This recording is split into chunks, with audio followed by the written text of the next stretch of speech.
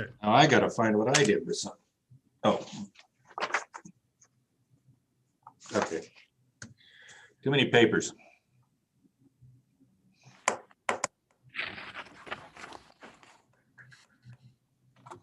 Ready, Martin? Ready. Okay, Yes. I'm waiting. You're live. Okay, let's call to order the special meeting of the City Council for January 6th. And before we do roll call, I believe our city attorney has some words of wisdom. Thank you, Mr. Mayor. The procedures adopted for this meeting meet or exceed the standards set forth in Governor Gavin N-25-20, allowing public meetings like this one to be held by teleconference to help prevent the spread of COVID-19. At this time, I would ask the city clerk to conduct roll call and afterward ask the chair to recognize me afterward to confirm certain matters for the record. Thank you. Okay, please call the roll. Councilmember Perkins, Here. Councilmember Burrows, Present. Vice Mayor Zafar, Here. and Mayor Hudson. Here, city attorney license, you're up again. Thank you, Mayor and Council. If you would please indicate by raising your hand that you can all hear me well, that you can all hear that you have been able to hear all previous speakers, including the roll call, and that each council member believes, based on facial or voice recognition or otherwise, that all persons representing themselves as council members are in fact council members. 1, 2, 3, 4 affirmative responses. I will turn it back over to the mayor with the reminder that all votes at this meeting must be taken by roll call. Thank you. Okay, thank you. Let's get to the nitty gritty. Public comment is open. This is a time for anyone to address the city council and staff on any item that is on the agenda, and there's only one. So I can see we got 19 attendees. Let's start with any written comments first, city clerk. We've received 26 public written comments for this item. Wow. Let me go ahead.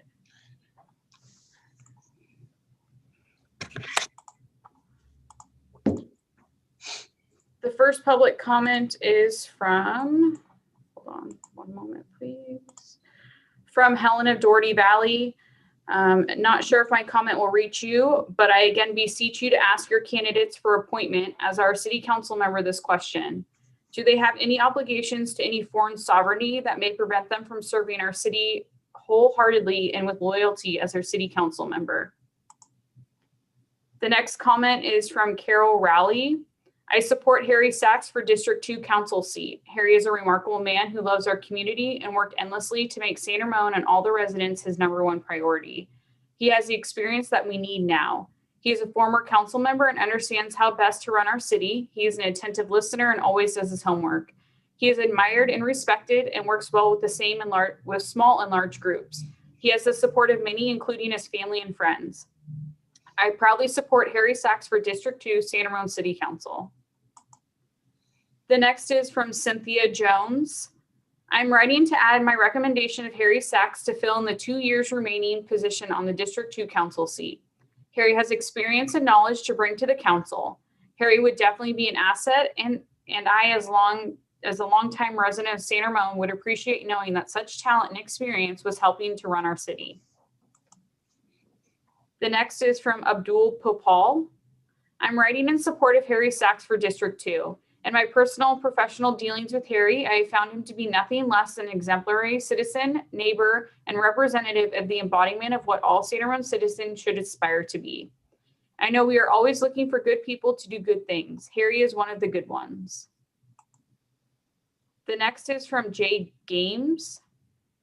Mayor Hudson and City Council. Harry Sachs has knowledge and experience as a member of the San Ramon City Council, which would serve us all well. This is an important time in our city. Growth issues, COVID among the most pressing. We need someone that can help us all immediately and be a team member of the City Council. Please select Harry Sachs to fill the vacant seat on the City Council. Guy Houston submitted the exact same comment that I just read. Leonard Nieto Sr. Harry Sachs is a neighbor and is the best candidate to hit the ground running as a member of the new council. He has real experience and will not be learning on the job. He is a hard worker and projects a positive image for our community. Please select Mr. Sachs for the vacant seat on the city council. The next is Melanie Bartolotti. I'm writing in support of Harry Sachs. I own a local restaurant in San Ramon and have had many pleasurable encounters with Harry over the last 10 years. He has been so very supportive and active in our Tips for Change events, helping to raise much needed funding for local nonprofits. He has been present as a volunteer at more than these events than anyone in our community. He is always helpful, competent, and willing to do whatever was needed. He truly has a heart for small business and the needs of our community. He would be a great fit for the San Ramon District 2 Council seat. Thank you for your time. The next is from Parker Luciano. I would like to express my support of Harry Sachs for San Ramon City Council. He is a person with great character and love of this city. The city of San Ramon would be well served with his experience in this position to represent the citizens of our city.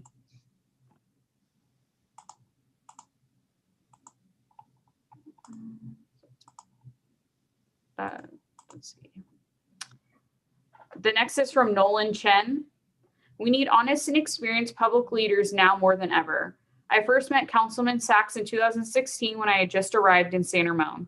He encouraged me to get involved in our community and enroll in our Government 101 class.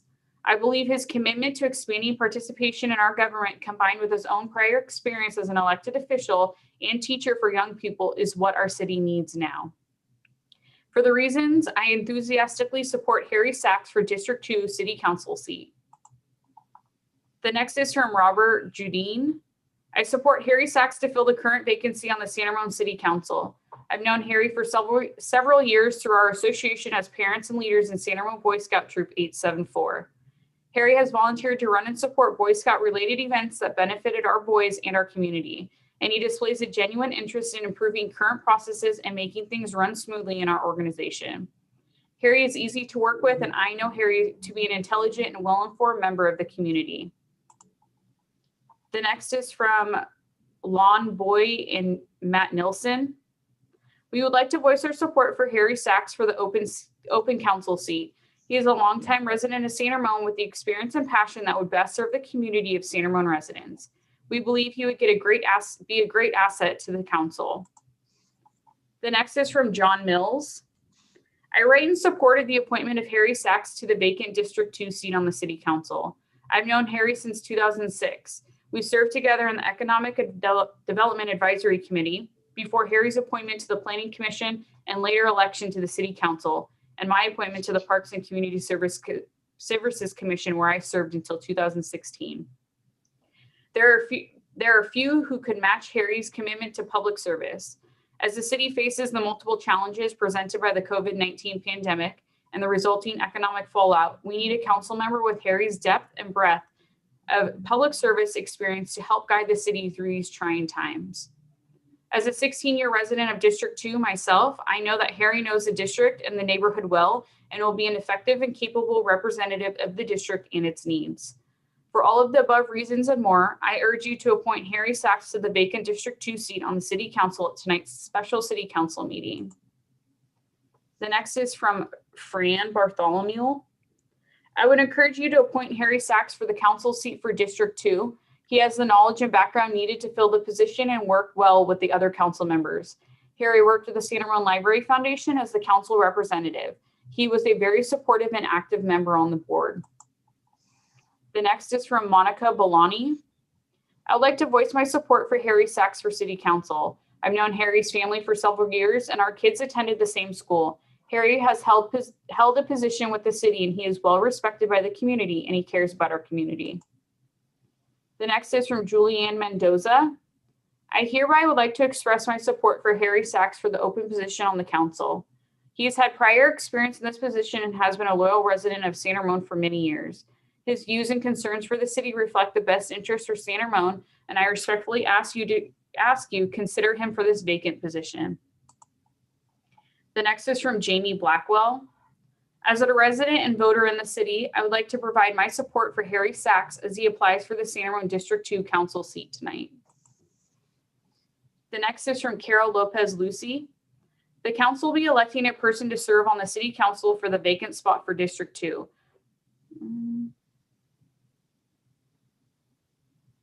Harry Sachs is the person to elect. He has the experience, knowledge, and education to best fill the position.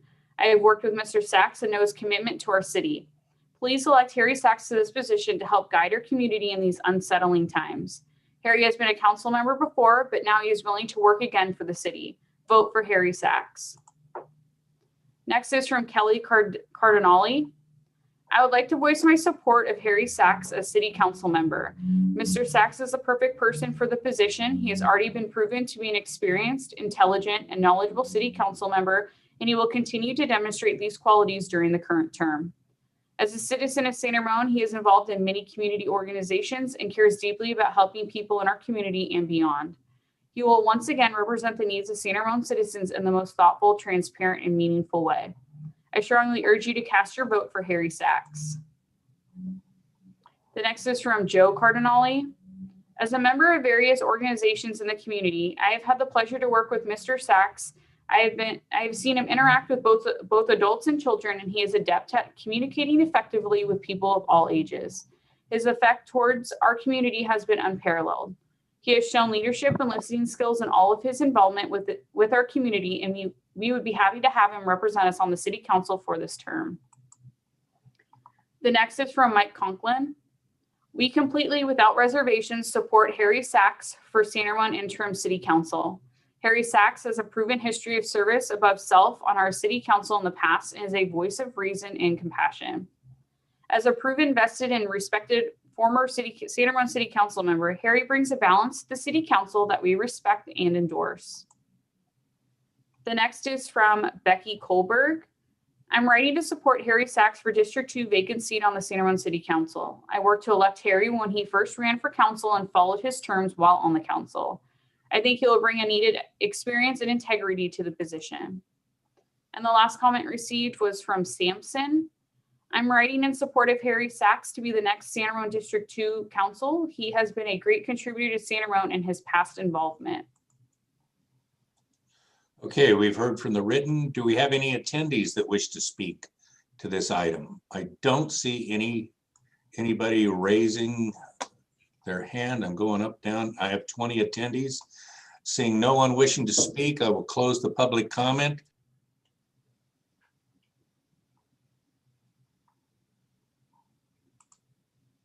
You're muted, Mr. Mayor. You're muted. You let me go through that whole thing muted? Okay, there are no attendees that wish to speak, so I will close, unless anybody wishing to speak, seeing none, I will close public comment. The item before us is item 3.1, City Council District 2 interviews and appointments. At this time, I will ask the city manager to go over the process that we have developed for tonight's meeting. Thank you, Mr. Mayor, and good evening. Oh, they tell you that you're not muted, but they let me talk for 20 minutes. Thank you. As you are aware, back in December, we selected a process. The council selected a process and directed staff to put that process together. And then on Monday, given the COVID pandemic, we had to adjust that process, and thus we've come up with the process that council has instructed us to put forth tonight. And part of that process consisted of a desire to randomize the questions, randomize the candidates who would start first, and shift from the kind of the interview process to more of a candidate forum in which the candidates would be all on the screen. They would all be asked the same question, allowed a certain period of time to answer the question, and then we'd go on to more questions and things like that. So we've developed this process, and I will go over it for you so that if there's any clarification or any adjustments the council wishes to make, you'll have an opportunity to do that. And then certainly, Mr. Mayor, you can move on. So our order of process initially will be the clerk will randomly select the order of the candidates. We'll do that, and those who are watching will be able to see that. The next step, Mayor Hudson will then select or announce the order of the council members asking questions. So each council member will have 2 questions to ask. You have your questions, and Mayor Hudson will determine which council member goes first, second, third, fourth, and so on. We will also put that on the screen, and that will be placed in the order in which council members are selected.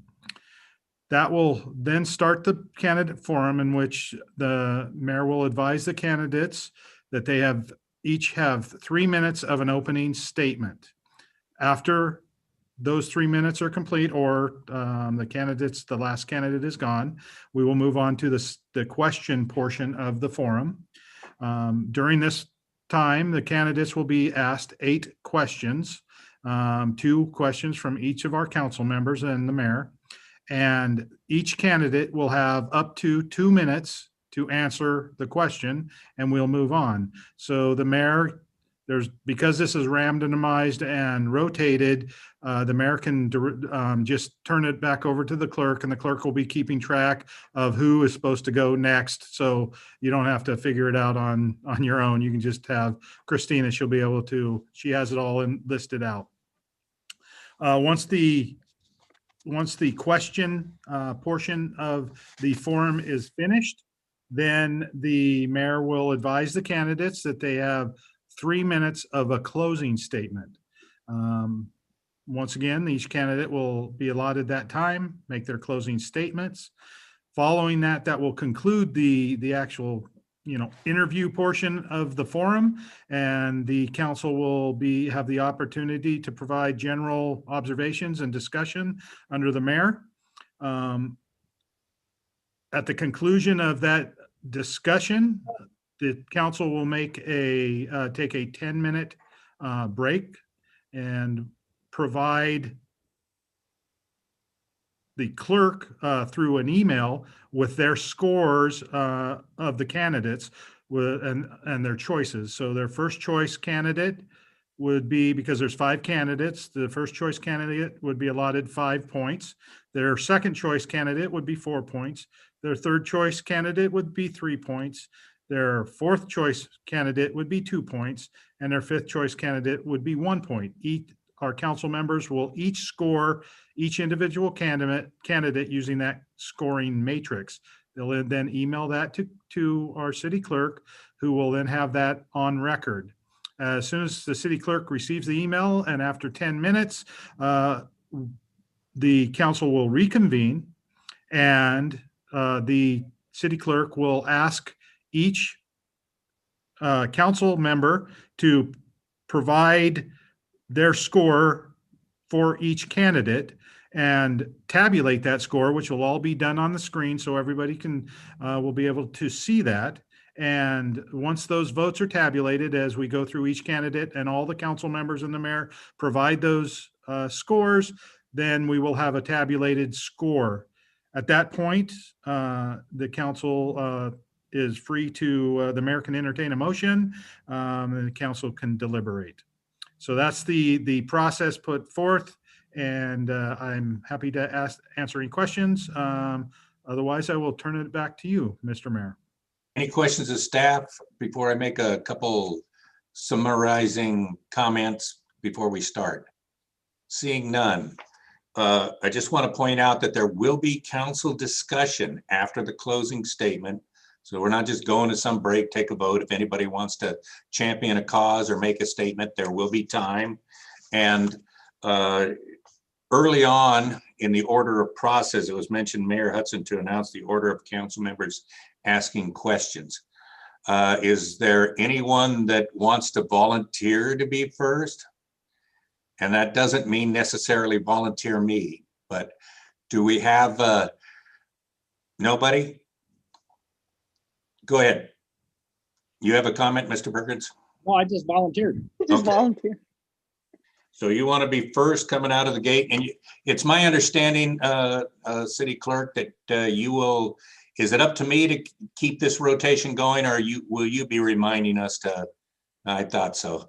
Anybody want to go second? All right, I'll go second. Oh, Sridhar will go second. Yeah. Should have. I'll go third. Okay. We all respect our chair. Sabina Zephyr will go third. Am I getting closer? Warmer. Gee, Christmas. Okay, it is my understanding that the clerk will pick the, select the order of the candidates at this time, or is that the way we're proceeding? We will proceed with the selection of the order. I'm going to assist the city clerk with that by being the one to draw the names from the hat. Okay. We'll get these things down here first, and while we're doing that, Councilmember Perkins, if you would get yourself warmed up for the first questions. Oh, okay. So that went well. We can see how that's going. Who is D? City attorney license will be picking names out of a box, and I'll go ahead and read it out and indicate what candidate has what letter, and it will indicate what order they will go in. Okay. What is the lower box for? Probably a repeat. That lower box is the names in alphabetical order. So I'll show you once it populates. So Okay. candidate A is, the first one drawn was Patrick Veneer.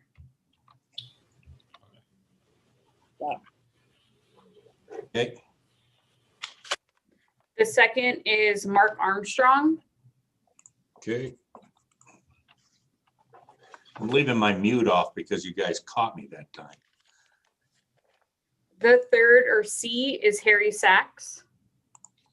Okay.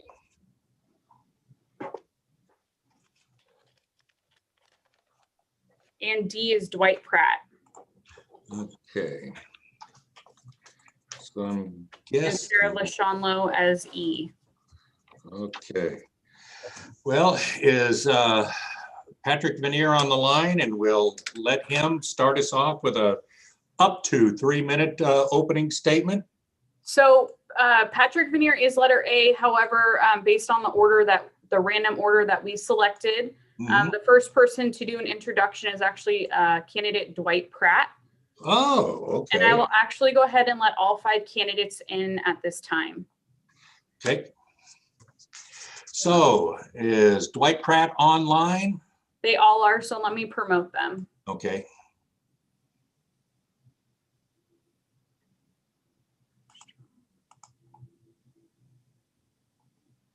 Okay, good evening, Mr. Pratt. You drew the first number. You're the first person up. We will allow you up to 3 minutes for an opening statement. And then we will each have questions for you, starting with Councilmember Perkins. So I'm sorry, you have your hand up, Mr. Perkins. Yeah, Christina will tell us who goes first and who goes second. Okay, I got that part of it. Where did you go? Dwight, you just moved to the left on me. I'm still here, sir. You have the floor for your opening statement. Go ahead. All right. Thank you. Thank you, everyone. I really appreciate it. I'm excited to go first here. So I wanted to share with you tonight on how San Ramon has had a large part in who I am today. On Monday evening, you all shared some specific things that you're looking for in a council member, such as leadership and communication and involvement. And then what am I going to bring to the team? So what am I going to contribute? So I'm going to go through that quickly and speak to that. And then as we get into the questions, I'll probably be able to dive a lot deeper into some of those areas.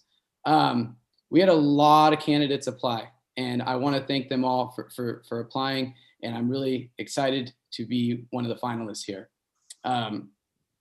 With all those people, we're going to find the right person, and I'm going to share with you why I believe that's going to be me. I have a unique quality that I have lived in San Ramon for over 25 years.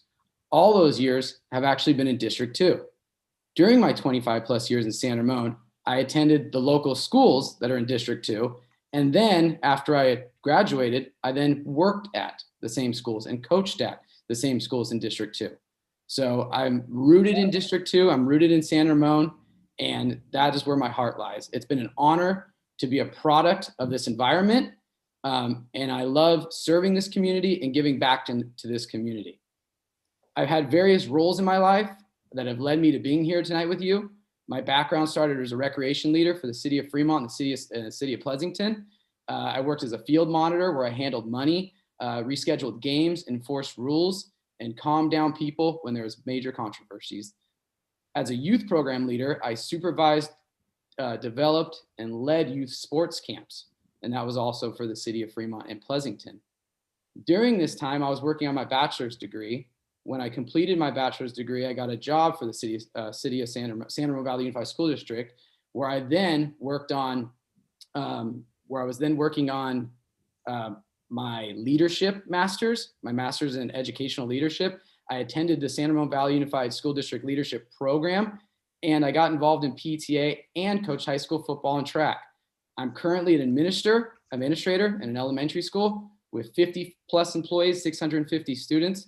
I'm a board member on the San Ramon Soccer Club. I'm also on the EDAC committee, and I understand my role as being a city council member, and I know what that means. I'm in the public eye, and I understand that what I do, my actions are all reflection of me and my family.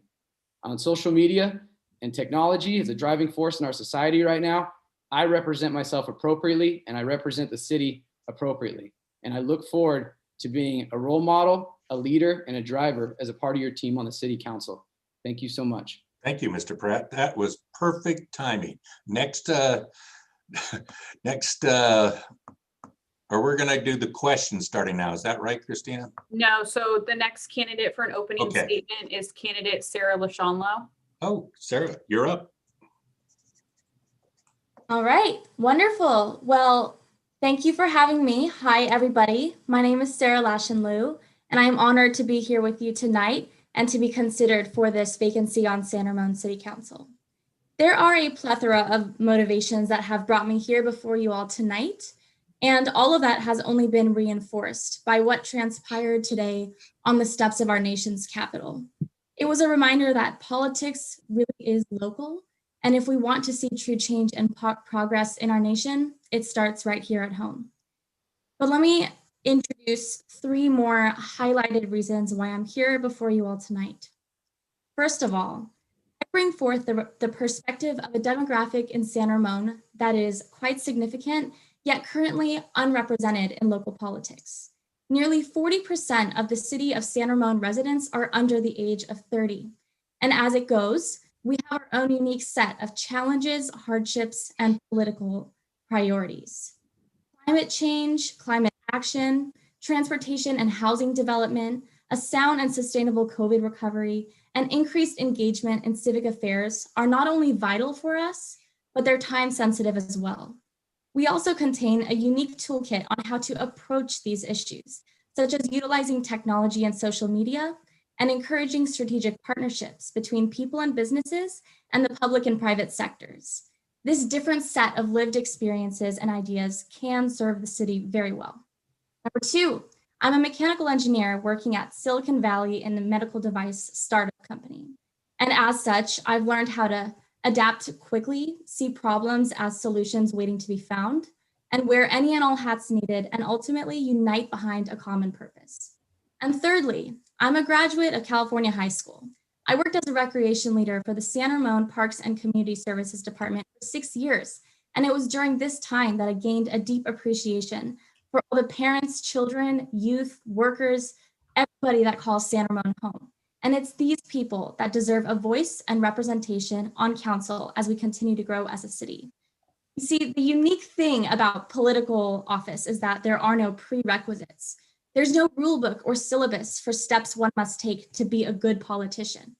Instead, it's the person's ability to learn and listen, teach, grow, engage, critically think, and collaborate that makes them a good political leader. So please use this opportunity tonight to get to know me better and my potentials that qualifies me for this position. Thank you. Thank you. Our next candidate, please. Patrick Vanier. Patrick, you're up. Good evening, Mayor, Vice Mayor, council members. Reflecting on your comments from Monday night, you described wanting to appoint a council member with a demonstrated commitment to the community, someone who's a problem solver, a person willing to listen, a team player. I hope that my commitment to public service and my deep roots within San Ramon demonstrate to you that I possess the characteristics that are unique to form a partnership with you to help lead San Ramon in a brighter direction. Today, we live in troubling times. And as a result, we are looking for leadership that will help us move into a new direction. I've had the privilege to live and watch San Ramon grow over the last 44 years. My parents moved to San Ramon in 1970. And since that time, I called this city my home. I graduated from California High School in 1987, which provided me the foundation to earn bachelor's degrees from the University of California, Irvine in political science and San Francisco State University in business and accounting. While in law school at John F. Kennedy University, I was studying to be a tax attorney, but actually my internship with the Alameda County District Attorney's Office actually brought out within me a passion to fight for the rights of victims in the courtroom. After briefly living in neighboring areas of the county for a few years, my wife, Anita, and I returned back to San Ramon in 1999, where we've lived ever since and raised our 3 daughters. My wife and I have volunteered at our neighborhood schools, both in the classroom and outside. I've coached youth soccer for over a decade in the city. We've involved our kids and ourselves in Girl Scouts, PTA, Aqua Bear swim team, and many issues that are affecting our community. My desire to become the District 2 council member comes from a place of wanting to give back to a community that has given me so much over the years. As your District 2 council member, my priorities will include public safety, economic recovery for local businesses, and responsible and planned growth for the city. Maintaining a quality of life for all citizens in San Ramon comes with it trying to maintain San Ramon as a safe city, as one of the safest cities in California. As a prosecutor for 22 years, I've worked to keep our communities safe as I've prosecuted some of the most serious and violent crimes. I currently lead the Human Trafficking Unit in Santa Clara County, and I recently completed a jury trial, a 2-month trial, in the midst of COVID-19, and as a result, made sure that an individual who's a prolific trafficker will never harm anyone again. My job also entails community engagement in helping victims get recovery. And as a result, I've built the foundation and worked with local leaders and government to build programs. And I believe that my experience will be an asset to the City Council. Thank you. Thank you. Our next candidate, please. Mark Armstrong. Well, good evening. I'd like to thank Mayor Hudson and the council members for the opportunity to tell you a little bit about myself and why I would too like to serve the citizens of San Ramon as a fellow council member. First, a little bit about me. I was born in San Francisco. I was raised in the Bay Area. I graduated from Palo Alto High School in 1977, and I went on to attend West Point, graduating in 1981 with a degree in civil engineering. I spent the next 30 years on active duty in the Army, serving in a variety of leadership and staff assignments in the United States and around the world, and I completed 2 master's degrees in the process. Most recently, I served 12 years in the field of emergency management, including as a senior leader with FEMA, providing executive coordination to support state, territorial, and tribal governors. And locally in California, I worked extensively supporting wildfires, flooding, mud flows, earthquakes, and tsunamis, and also with local planners developing response plans for those same types of disasters. I've been a resident of San Ramon since 2004. My wife, Brenda, and I raised our 4 children here. Brenda's dedicated her life to teaching and is taught here in our local public schools. Locally, I applied for and I participated in last year's San Ramon Government 101 course. I'm also a volunteer and a trained docent at Forest Home Farms. I've been a guest speaker at the San Ramon Mayor's Breakfast and spoke at meetings for the Rotary Club and local American Legion in Danville. When our 2 boys were active earning their Eagle Scout badges, I was involved in scouting as an assistant scoutmaster. In 2012, I was a charter member of the Doherty Valley San Ramon Rotary Club. I've completed training with the San Ramon Valley Fire Protection District as a Community Emergency Response Team, or CERT, volunteer. I've tried to stay abreast of the major issues affecting San Ramon by observing our city council meetings and the commission and committee meetings. And recently, I provided public comment at a planning commission meeting and authored and provided to city planning staff a draft change to the city zoning ordinance. I believe my priorities of public safety, open space and neighborhood protection, fiscal responsibility, and quality of life are consistent with what the citizens in District 2 and the rest of the city feel are important. Now that I'm retired, I have the bandwidth to dedicate my time to city council commitments, to study the important issues facing the city, to develop the important relationships to build consensus, and to listen to our citizens and ask the right questions, and to make informed decisions consistent with the vision of the city. And now I look forward to your questions. Thank you. Thank you. That's all the candidates? No, Harry Sachs. Just want to see if he was listening. Okay, Harry, you're up. Right. Good evening, Mayor Hudson, Vice Mayor Zafar, members of the council, and my fellow San Ramon residents. My name is Harry Sachs, and it's an honor to address you this evening. My statement of candidacy and qualifications that you've read illustrates that I have been able to make decisions and contributions in environments that required collaborative decision making. I listen well. You have to be when you're a middle school teacher. While I've participated in many achievements during my previous service with the City Council and the Planning Commission, it was always with the city staff and my colleagues working together to achieve more. I've always treated all members of our community and my colleagues with respect and dignity and listened to them, always with the thought of knowing that they mattered most, even those who would disagree with a council or commission decision or even my own personal viewpoints. I have a positive outlook and personality. I'm an outside the box thinker who will challenge assumptions when necessary. But most importantly to you this evening, I will ask the right questions because of my previous experiences. This is the value of my candidacy that I offer to you this evening. I'd like to briefly share also why I decided not to run for re-election at the beginning of 2018. And it was for very personal reasons. I wanted to take the opportunity to spend more time with my wife and our 3 children. We've lived in San Ramon since 1999. They've attended the public schools. We care deeply about this community, are involved in a number of service opportunities, especially with the Scouts, both at Country Club Elementary and Pine Valley Middle School with Troop 874. But more importantly, I decided to step away because I wanted to tend to the long buried wounds that I had personally experienced due to an abusive childhood. This was something that I needed to do and I had not done before.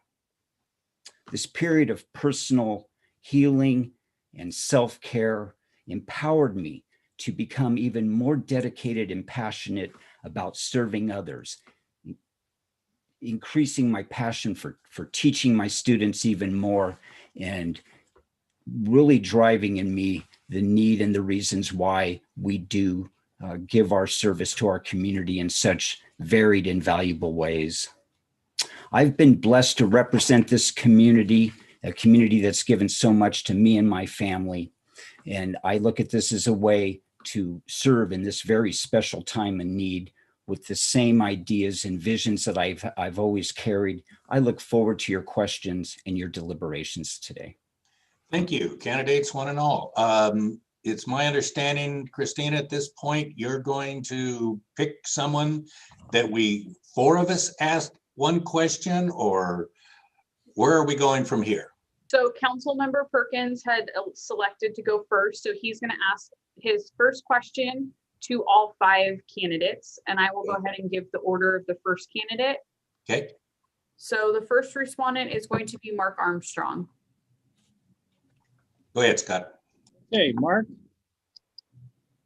Please describe your priorities for your term of office.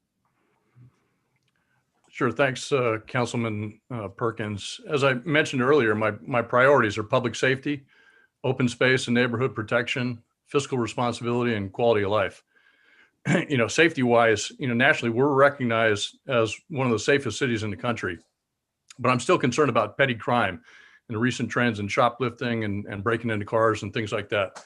So I support initiatives with things like the flock camera system and Citizens View, where Shared cameras can help residents and businesses catch the bad guys. We've got a Street Smarts program. I think that's important to help us learn about traffic safety. And we got to get these overpasses built, the pedestrian overpasses at Crow Canyon and Bollinger Canyon. And we got to have a fully funded police department. Regarding open space and neighborhood protection, we know we're going to get housing numbers pushed on us from the state. I think we need to be smart about that. We need to protect our neighborhoods and our retail partners and the open space that's all around us that everybody enjoys so much. But that's also why I look forward to projects like the City Walk project in the city's core area in Bishop Ranch. I think it's consistent with workforce housing where people can live and work and relax and shop and enjoy the retail in the local area. Budget wise, I think we're in good shape in San Ramon. We've got a balanced budget. We've got strong reserves and a AAA credit rating. We need to keep it that way. I've got experience with the planning and budgeting process and the execution process within the Department of Defense and with FEMA. And I'm committed to making sure that whatever we spend our money on is consistent with our general plan or our specific plan or specific objectives that are important to the city and our vision. And with respect to quality of life, I think we've got some of the best parks in the Bay Area, but I've walked some of these parks and trails, and I think we can make them more accessible. There, Mark. I'm sorry, we're trying to keep it to 2 minutes or we're gonna all be here till late at night. Is the process that we're gonna have Council Member Perkins ask his second question right now, or do we go on? Okay, the first question, who is the next person? Harry Sachs. Go ahead. All right. Scott, ask it again so we'll be consistent. Of course. Harry, good to see you, bud. Good to see you, Scott. Please describe your priorities for your term of office. All right, great. This is a 24-month term, so it's compacted. I really believe for the community, the COVID-19 response to vaccinating our community, working with our regional partners in any way we can, whether it's providing physical assets, as you've already seen with San Ramon Valley Fire and the schools, using our physical assets or even our human assets when appropriate and possible. I believe that's really going to be job one, restoring and rebuilding those parts of our community that have been hurt, providing where we can further relief to small and micro businesses. That has got to be job one for this community. Public safety, of course, is a very important aspect of everything we do, and to make sure that our police departments are fully funded and have the best opportunity, not only for training, but to continue to, when we have retirements and so forth, making sure that we are looking forward in hiring and making sure that we are keeping our beats fully staffed. Infrastructure for me was a major focal point of something I learned about during my tenure on the council, and we want to continue. It's very common for city budgets and infrastructure to go through boom and bust cycles. In 1999, the tech boom, we saw a dip in B2B businesses. In 2008, the housing crisis, we saw revenues contract. And we have this possibility, very real possibility with COVID. The economy doesn't look like it'll be fully back until 2022. Council has done a great job of making sure that our budget is strong, but there's ways that we can continue to do that. We have employee contracts, we have budgets coming up this year, and I believe the experience of having been in the room previously is going to be an aid to the council and the community going forward. Thank you, Harry. Who's next? Dwight Pratt. Dwight, you're up. Oh, wait, Scott, ask him the question like we've done for everybody else again, so that there's no misunderstanding. I will just, okay. Dwight, please describe your priorities for your term of office. Thank you. Right off the bat is going to be to find out what everyone is thinking. I want to know how everyone's feeling. I want to get to know everyone as quickly as possible. One of the things that's going on right now is about reopening. As an administrator, every week I meet with district supervisors and figuring out a safe way to reopen our schools. We are having an abundance of caution with that. We're taking our time and we're making sure we're doing it right. And that's the thing that we need to do with this as well. My priorities are this, is how do we get our city of San Ramon going again? How do we do it safely and effectively? Everyone enjoys being in San Ramon. People love to come into San Ramon, and I love that people want to live in San Ramon. So if a priority is going to be housing development, then I want to find a way to work with everyone and work with the developers to make that sustainable. One of the things I hear often is people exiting California, people exiting San Ramon, teachers not being able to afford to live in San Ramon. Can we work with our builders? Can we discuss with them having ways to allow our teachers to stay in San Ramon, our people to live in San Ramon that could afford it? That's what I want to look into. There's ways of doing this. And if our average age is 36, then we need to find a way to sustain that and keep those people here from, instead of moving out and not being able to afford to live here. And that's what's going on right now. The average home price right now is $1 million. So how do we help our youth and how do we help our new young families that are living here in San Ramon? How do we get them to stay here and be able to live here? I look forward to working with everyone and having a thought exchange, using technology to find out what our city wants and our city needs, and having some kind of thought exchange where we could share ideas in an easy way. Thank you. Thank you. Dwight, next candidate. Sarah? Hey, Sarah, thank go ahead you. and ask the question. Yes, please describe your priorities for your term of office. Most definitely. Well, the first and foremost priority during the remainder of this term on City Council would absolutely be a comprehensive COVID recovery strategy, not only for the people and the residents, but also for the businesses and the local government, seeing as we've seen a sharp decline in revenue because of the closures of the businesses and the drop in consumerism, frankly. I absolutely echo former council member Sachs that we need to work with our regional partners to employ a really strategic vaccine delivery and public education campaign to ensure that we come out of this pandemic stronger than we were going into it. Secondly, housing development, growth, and retail. There are many housing developments underway in San Ramon with very good reason, but it's going to take a lot of foresight and strategy to make sure that we employ these in such a way that future generations won't have to pay for mistakes down the line. Thirdly, transportation infrastructures. And I'm talking about making San Ramon even more bikeable, even more pedestrian friendly, and working with our regional partners in transportation to make sure that there's an electric, sustainable interconnectedness of the entire Tri-Valley, if that's even possible. And fourthly, increasing public engagement through the use of technology. I know that all of us have been talking about this Government 101 class, and it's an incredible opportunity. I've heard only the best. But the next Government 101 class is not even going to be offered until spring of 2022, thanks to the coronavirus. And it's just not right for us to halt public education and the strengthening of our democracy because of a pandemic. We have kids going to school virtually. We can continue education of the public virtually as well. So utilizing technology to our advantage during this pandemic and after is most definitely going to be a priority for me. Thank you. Our next candidate. Patrick? Hey, Patrick, please describe your priorities for your term of office.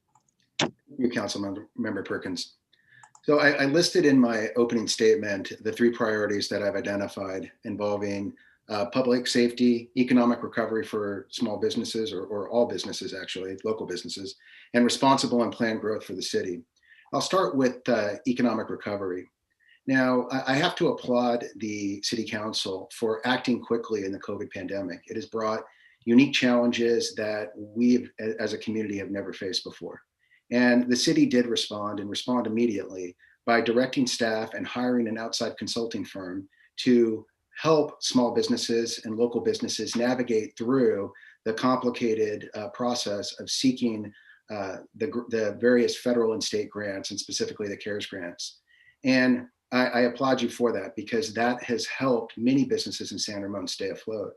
Unfortunately, there are businesses that are going under, and I patronize businesses in this community and have talked with business owners and have heard that they are struggling.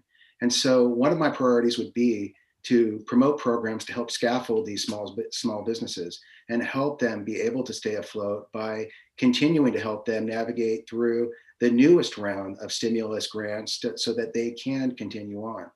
We definitely need to have messaging as it relates to the vaccination and coordinate with our county partners. And we need to focus on public safety. And public safety is an important part of this community. We have real crime in San Ramon, despite the fact that we have one of the lowest crime rates. The DEA and San Ramon Police Department just disbanded a local drug ring here in San Ramon a few weeks ago, where 900,000 doses of fentanyl was recovered. It could be catastrophic to our community if it went airborne. So public safety, we still need to continue to focus on, and we need to help our police department continue the great work it's doing. Thank you, Patrick. Now, I believe that's our first 5. There will be a first question from Councilmember Veros, and we'll start off with the second 5. And who's first on this one? So Councilmember Perkins will ask his second question. Okay, that's the way we're going. Yes. That's what I was trying to get at before, and I didn't make it clear. Councilmember Perkins, would you like to ask your second question? And do we do in the same order, or do you change the order? We changed the order for this next round. Every round will be different order. Tricky. So Who's up? So the first respondent is going to be Patrick. Patrick, you get 2 in a row. You get a double header here. Go ahead, Scott. Okay, Patrick, please describe your participation in 3 areas of the city of San Ramon. San Ramon committees and commissions, the official committees and commissions, San Ramon classes, Planning Academy, Government 101, Citizens Police Academy, and volunteering at San Ramon properties or programs such as the library and Forest Home Farms. I can tell you that of the 3 areas that you've described, I unfortunately have not been part of volunteering in those programs. I have been very involved in this community though, and I've been a part of this community for 44 years. I've raised 3 daughters in this community. I've put them through the public school system. I've been part of the public school system myself. I coached soccer for well over a decade. I lost count how many years, but it was well over a decade, coaching rec teams as well as the higher level teams, the not quite the gold level teams, but the bronze level teams. And I've been proud to meet so many great families in San Ramon and make so many connections and friends along the way. My wife and I have been involved in PTA. My wife was council president for PTA as well as local president for Country Club. And we've been involved in Pine Valley as well as Cal High as well. So I've been incredibly engaged in the community over the years. I work down in Santa Clara County. I make that commute. And when I come home, we continue to get involved and do what we can in the evenings. So unfortunately, it hasn't allowed me the opportunity to get involved in the three areas of San Ramon, the city of San Ramon that you described. I am certainly, I've looked at the various committees and commissions that you've described.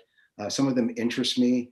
The commissions that deal with technology and specifically cellular communication is one that I have a background in as I work with law enforcement on techniques to use cellular technology to prevent crimes and investigate crimes. And so I would like to be more involved in those types of commissions and committees so I can be a law enforcement liaison to help them with crime prevention. Thank you, Patrick. Next, City Clerk. Mark. Okay, Scott, ask that short, brief question again. Yeah, please describe your participation in 3 areas of the city of San Ramon. Committees and commissions, San Ramon classes such as Planning Academy, Government 101, Citizens Police Academy, and volunteering at San Ramon properties or programs such as the library or Forest Home Farms. Well, thank you. Last year I participated in the San Ramon Government 101 course, and I really enjoyed learning about the city functions and meeting some of the city staff and how we operate. And one of the things I learned was that it's not that much different than what I experienced at the federal level in the Army and at FEMA. And I completed the CERT training also. I became a registered disaster service worker, volunteer in case of a local disaster. as part of the City Lights program that the city has. I volunteered to take the volunteer training and went to further training to become a docent at Forest Home Farms. There, my time has been mostly working in the garden, helped out with a candle making day, and even was asked to help rescue a feral beehive in that big oak tree that was back behind the barn that fell over in a big August windstorm, and got the bees out of there so that the arborist could get in there and the cleanup crew. I provided a presentation on disaster preparedness at the mayor's breakfast to a lot of the local leaders and citizens based on my local experience working with fires. And I mentioned I drafted a new chapter to the zoning ordinance, and I proposed that to the Planning Services Division, and provided public comment at a Planning Commission meeting. And I personally gained a lot in scouting on my journey to become an Eagle Scout myself. And I got to help out my two sons become Eagle Scouts, and was an adult leader and assistant scoutmaster for our troop. And then even in my own neighborhood, my wife and I provide welcoming gifts to new residents, and we provide meals to those who are shut in or had medical emergencies. We maintain contact information to everybody, and I hosted a big holiday party, not this year, but last year. But we've been involved, or I've been involved in a lot of these things, and found it to be very informative and helpful. Thank you, Mark. Before we get to the next person or candidate, I just want to say thank you for all of you sticking to the time frame. You obviously are not going to run for office, because we could never do this in a forum, but I mean, this is pretty darned impressive. And I'm looking at Vice Mayor Zafar, and she knows that I'm serious. So Christina, who is the next candidate? Harry Sachs. Harry? All right, great, thank you. I've had the opportunity to volunteer in many different capacities during my time in San Ramon. I've served first on EDAC in 2007, then the 2006 to 2007, the Planning Commission from 2007 to 2013. We did the city's first climate action plan and other great things, great experience. Obviously, my city council being elected in 2013 on a 5-year term. Some of the volunteerism, both the Girl and Cub Scouts at Country Club Elementary. I was assistant scout master there. We love those Pinewood Derbies and love the Girl Scout campouts, and have carried that over to Troop 874 at Pine Valley, where I help out as a merit badge counselor and in other capacities. I volunteered for the San Ramon Library Foundation. Don't tell anybody, but I get them very good prices on wine on me so that they can make their profits and so forth.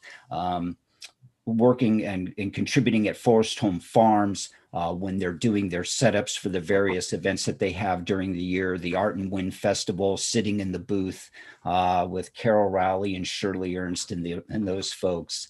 I think the one that I enjoy the most are the various Tips for Change events that I've been able to do. I'm a continuing member of the San Ramon AAUW group, also Forest Home Farms, Historic Foundation, and April Rivero's National Association Against Prescription Drug Abuse. I have done Tips for Change events for those entities for the last 10 years. And I'm proud to say I haven't spilled the soup or salad on anybody. I'm really proud of that. And I continue to do these things in addition to my teaching in Fremont for the last 25 years, taking students to Washington, D.C. So keep busy.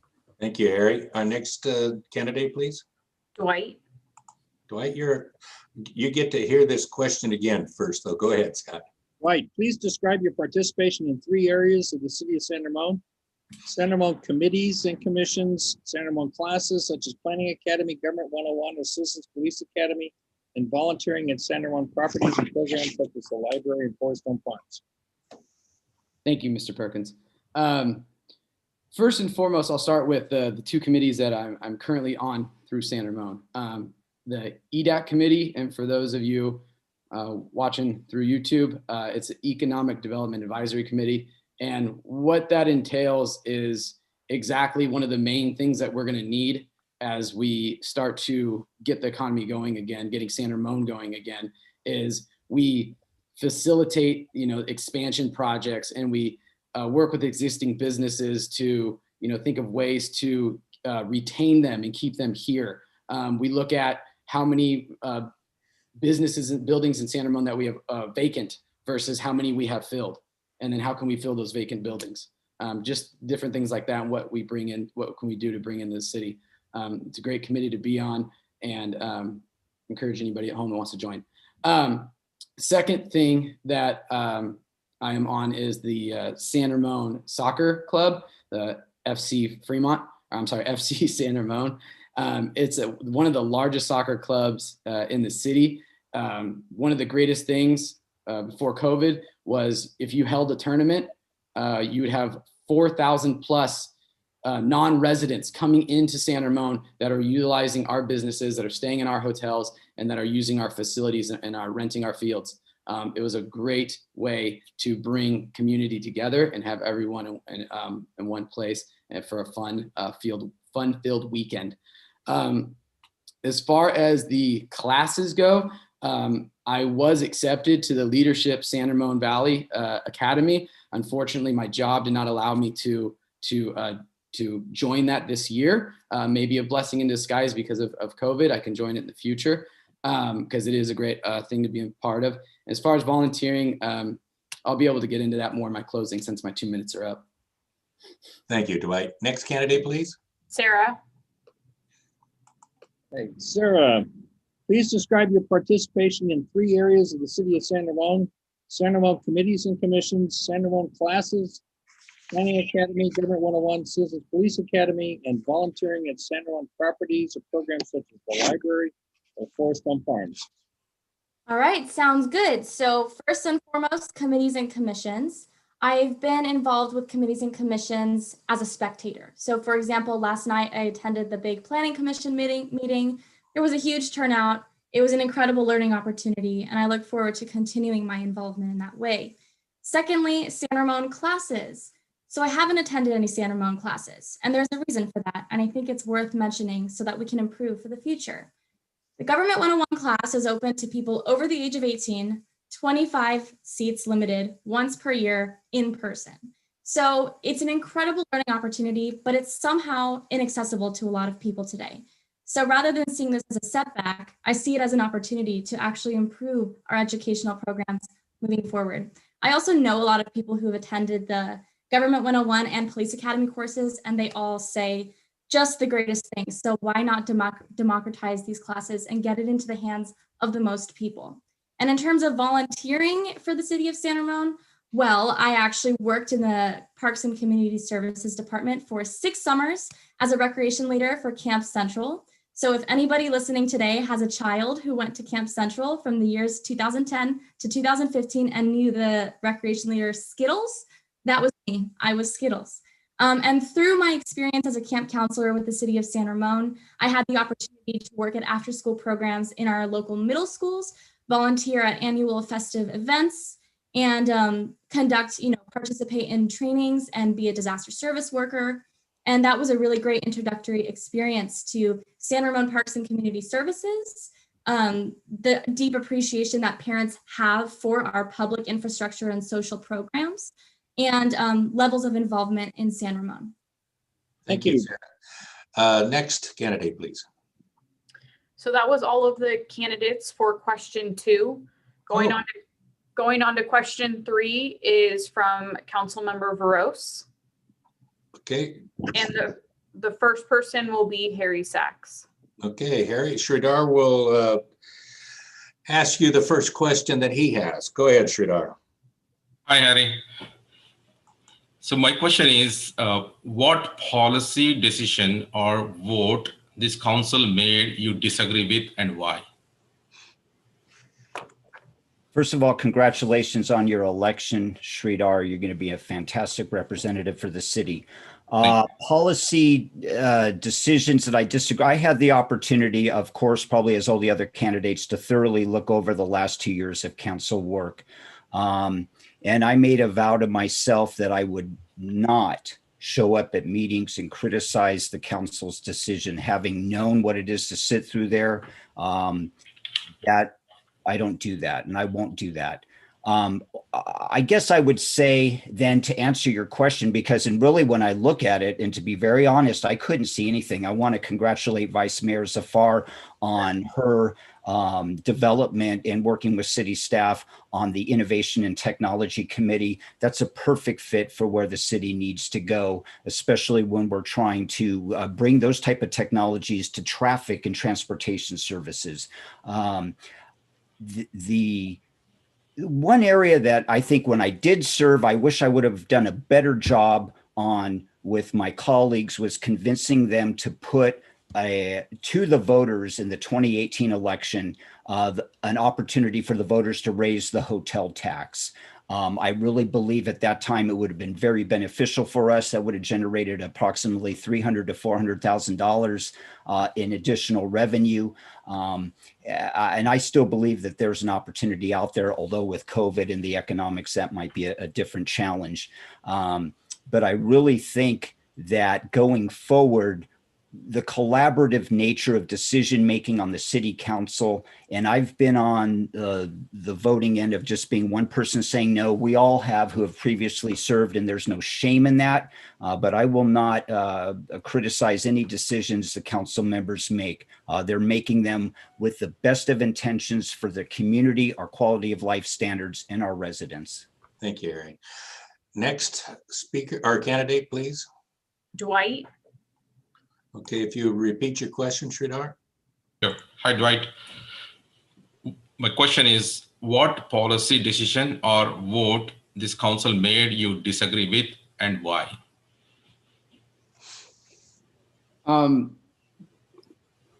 Thinking about that when Harry was speaking, I'm not one to criticize any decision that is made. I sit on various committees at where my job is, and as a district, we have to make extremely difficult decisions and put forth policies, especially now more than ever, to the whole community. 10,000 plus students and their parents and their family members, and with 80,000 people in San Ramon, as long as you're being thoughtful, as long as you're getting the people's opinions and you're listening and you're representing your district and you bring that information to the council and you put forth your recommendation, you've done the best you can do. And in order to move forward, in order to go somewhere, in order to achieve a goal, you have to take chances. And in order to take chances, and you have to try something new. And it's important to just keep that in mind. And as long as the community understands and can relate, you're never gonna, in the job I have, and I'm sure a lot of you understand this, we're not always gonna make everyone happy. And there's always gonna be people that are upset. And sometimes, we only hear from the small people that are upset, but the majority of the people are happy and the majority of the people are supportive. And that is why San Ramon is one of the most beautiful places to live, is because we have a very diverse community who have a lot of opinions, and we need to bring those thoughts, we need to bring those opinions in, we need to take those opinions, think about those, be thoughtful at, make our recommendations, and stand by the decision that we make. Thank you, Dwight. Next candidate, please. Sarah. Okay, Sridhar, repeat your question, please. Hi, Sarah. Question is, what policy decision or vote this council made you disagree with, and why? Wonderful. Hello, Councilmember Veros. Thank you for the question. Obviously, I echo what the previous two candidates said. I have an immense amount of respect for everything that City Council has done for the city of San Ramon. There's a reason why I came back after college. This is a place where people want to raise families. I actually really respect every decision made by the City Council. I do see one area of improvement, especially when it comes to the development of infrastructure projects and development plans and design reports. I really look up to and respect the amount of public participation the city of San Ramon encourages when making decisions about like the aesthetic, the design, the appeal, whatever, of these infrastructure projects. However, we are a city of nearly 80,000, growing still, so we should actually involve the public even more. And sometimes, the residents of the city of San Ramon are tired, they're busy, they're working, they're commuting. So it can be tough for them to attend a city council meeting. It can be tough for them to attend an event where you're speaking about the proposal of a project design. So we have to go to them. And rather than 1, 2, or 300 reports or pieces of feedback sufficing from the citizens of the city of San Ramon, we should shoot for more feedback than that, because again, we're a city of 80,000 and it's projected only to get more than that. So, and every decision made by city council impacts everybody living in San Ramon and more. So I really respect and look up to everything that the city of San Ramon City Council, staff, commissions, committees have done. But I think that there is an even more optimized way of involving the public in those strategic operations. Thank you, Sarah. Next candidate, please. Patrick. Okay, please ask your question, Sridhar. Hi, Patrick. My question is, what policy, decision, or vote this council made you disagree with and why? Councilmember, that's a great question. And I have to concur with the other panelists that it's really difficult to play Monday morning quarterback and criticize decisions made. I know that city staff briefs the council members. I know the council members spend a great deal of time researching and reviewing all of the literature and information that's brought to them before a decision is made. And I respect the fact that when council makes decisions that affects the entire community of San Ramon, it's an informed decision and it comes from a place of doing what's right for the community. I did in terms of watching city council over the last year and noticing some of the issues that go before the council, that the City Walk program last summer and into the fall was very controversial in terms of the criticism that the council and city staff received about whether there was sufficient public comment on the environmental impact report. I actually reviewed that environmental impact report and I was impressed with the way the city staff and the council responded to each and every public comment that pertained to the City Walk program and the future implementation of it. And so it's an example of how the city council is responsive to this community. I think it really exemplifies the hard work that's done by our city government for the people. In my last 30 seconds, in my research as well, as a candidate, I looked at such things as sales tax. And I know that sales tax is a very controversial subject, and raising sales tax is something that positions have been taken and people are adverse to doing that. And I do think, and I would suggest that we take a close look at increasing sales tax for economic recovery for our business community in light of COVID. Thank you, Patrick. Next candidate, please. Mark. And repeat your question, please, Sridhar. Hi, Mark.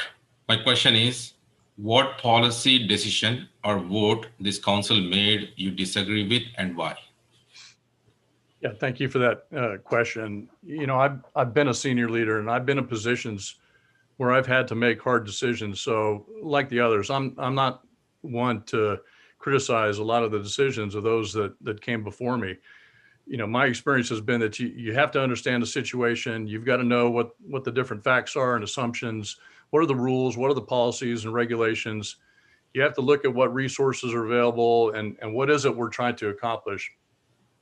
And the staff is going to come up with courses of action on what to do. And we've got to evaluate those different courses of action. And the staff's eventually going to come to us as leaders on the council with a recommendation. And we've got a great staff in San Ramon, and I've heard some of their staff reports, and I think it's important for our commissions and for the council to evaluate all these different proposals that come up and listen to what the applicants have to say and the public comment. We've got to review the ordinances, and I think we have to make sure that what's being proposed is consistent with our vision as a city and our general plan and our different specific plans.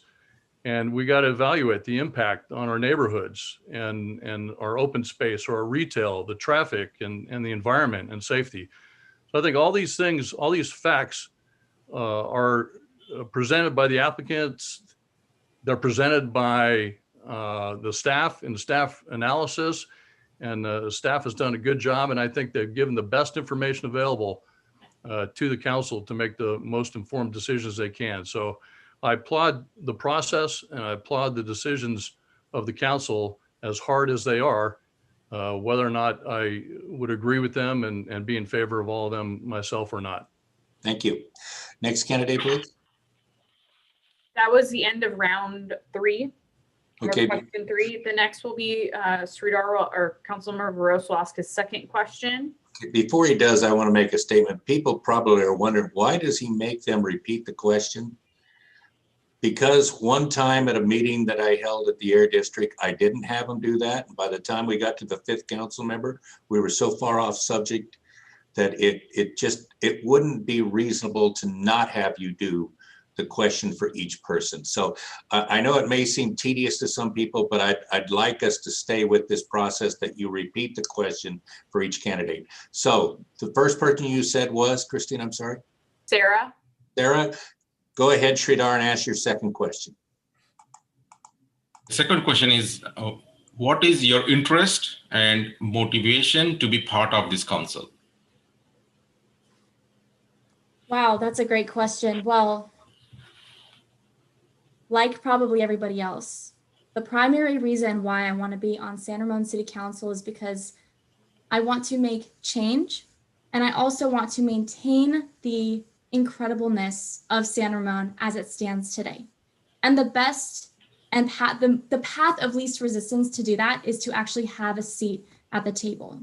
As we stand today, nearly half of San Ramon doesn't have representative voices on council. And I hope to bring that to the table as well. I want the opportunity to participate in our democratic process. I absolutely love the community of San Ramon, and every single person that I walk by when I'm on lunchtime walks on the Iron Horse Trail, and when I'm, walking around Marketplace and going for walks in our beautiful open spaces. As a city council member, I'll actually have an excuse to approach them, talk to them, and get to know what their priorities are for the city of San Ramon as well. But this isn't only an opportunity for me. This is also an opportunity for San Ramon to set a new precedent, make history, and set a new course for our future. There are so many young people who have so much newly invigorated political will, and they need a place to channel it. And I understand that because I'm one of them. And for the city of San Ramon to be receptive to our needs and desires as a demographic would honestly just mean the world to us, to have a seat at the table and to have an opportunity to have firsthand experience talking with the fellow policymakers, commissions, the staff, and everybody else. And I frankly want to make the already very democratic system that we have in place even more accessible to even more people, young people, students, teachers, retired people, you name it. Thank you. Thank you, Sarah. Next candidate, please. Patrick. Sridhar, your question. What is your interest and motivation to be part of this council? Thank you, council member. I have been a public servant for over 22 years, and my primary service has been as a prosecutor in Contra Costa County as well as in Santa Clara County. I have benefited so great from living in San Ramon. My children have flourished by living here and by being part of the public school system, and my wife and I have enjoyed this fantastic community that we live in and all of our friends that we've made along the way. Without going too far into my closing argument, or my summation, as I put it, I have a passion for community service, and I demonstrated that 3 years ago when I ran for the district attorney's office to be the district attorney of Contra Costa County. During that time, I spent a year canvassing the entire county of Contra Costa. I met with union leaders. I met with elected officials at the county level and the city level. I met with so many. And as a result of that, I learned so much, and I want to give back to San Ramon. Thank you, Patrick. Next candidate, please. Mark. Ask your question, please, Sridhar. Mark, what is your interest and motivation to be part of this council? Yeah, thanks for that question. I love this city. And San Ramon's got a lot of strengths. We've got a great financial base. We got super parks, good infrastructure. We got a great staff, good safe city, nice business park there at Bishop Ranch. We got beautiful open space and scenic hills. We've even got a good medical infrastructure here in the city. So we don't have a lot of big problems, but we do have some opportunities to make San Ramon a better place. Now, I've worked my way up through the trenches in the Army, and I became a senior leader and a senior leader with FEMA as well. And I think joining city council is similar to other experiences I've had in the Army, where I've had to move around every couple of years and quickly get up to speed with how to best manage my new responsibilities and quickly take over. I think it's time for me to now give back to this community that's given so much to me and my family. And I think I've got the leadership experience and the decision-making skills and the problem-solving skills to tackle the issues that are facing the city for the benefit of the city and benefit of our citizens. Oops, sorry. Did it again. Thank you. Next candidate, please. Harry. Harry, you're up. Oh, wait. Sridhar, please ask the question. Harry, what is your interest and motivation to be part of this council? Great, thank you, Councilmember Veroz. My motivation to come back and offer my services for this appointment for the 2-year time span here was very much that we keep moving forward, but these are times like no other in our lifetime probably. And there's challenges facing the city going forward. But as was mentioned earlier, challenges create opportunities. I know the schedule of events that will be happening here. We have several important things going forward. The budget review mid-year is right here.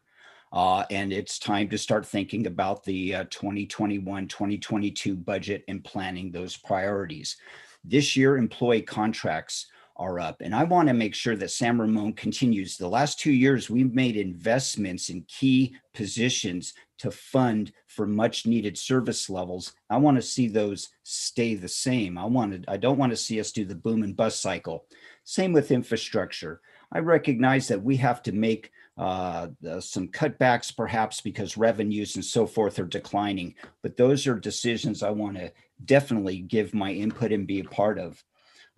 Not only that, but if you take a look going forward at the building and the growth of the city, we want it to be balanced. You can't say no to development. It's practically impossible. The objective standards doctrine of SB 1383 and the other stuff from Sacramento, but we have opportunities for individuals who can help shape the design structure of buildings and really create a good balance for us. We have the public safety complex I want to see continue to get off the ground. We need to get the Iron Horse Trail overcrossing at Bollinger Canyon completed.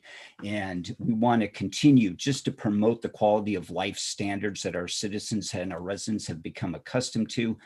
Knowing the timeline of events that we'll be facing, that's why I want to be back in part of this council. Thank you, Harry. Next candidate, please. Dwight. Ask your question, please, Sridhar. Dwight, what is your interest and motivation to be part of this council? Thank you, sir. It's simple. This city's great. I think we're doing amazing things, and I want to have a say. I want to be a part of it. I want to hear. I want to listen. One of the things that people often say about me is I'm great at making a connection. I'm approachable, and I listen. And my current job, it's what you need to do. You need to listen when people are upset. You need to listen when people are sad. You listen to people when they want to share a story with you, or someone just needs to talk.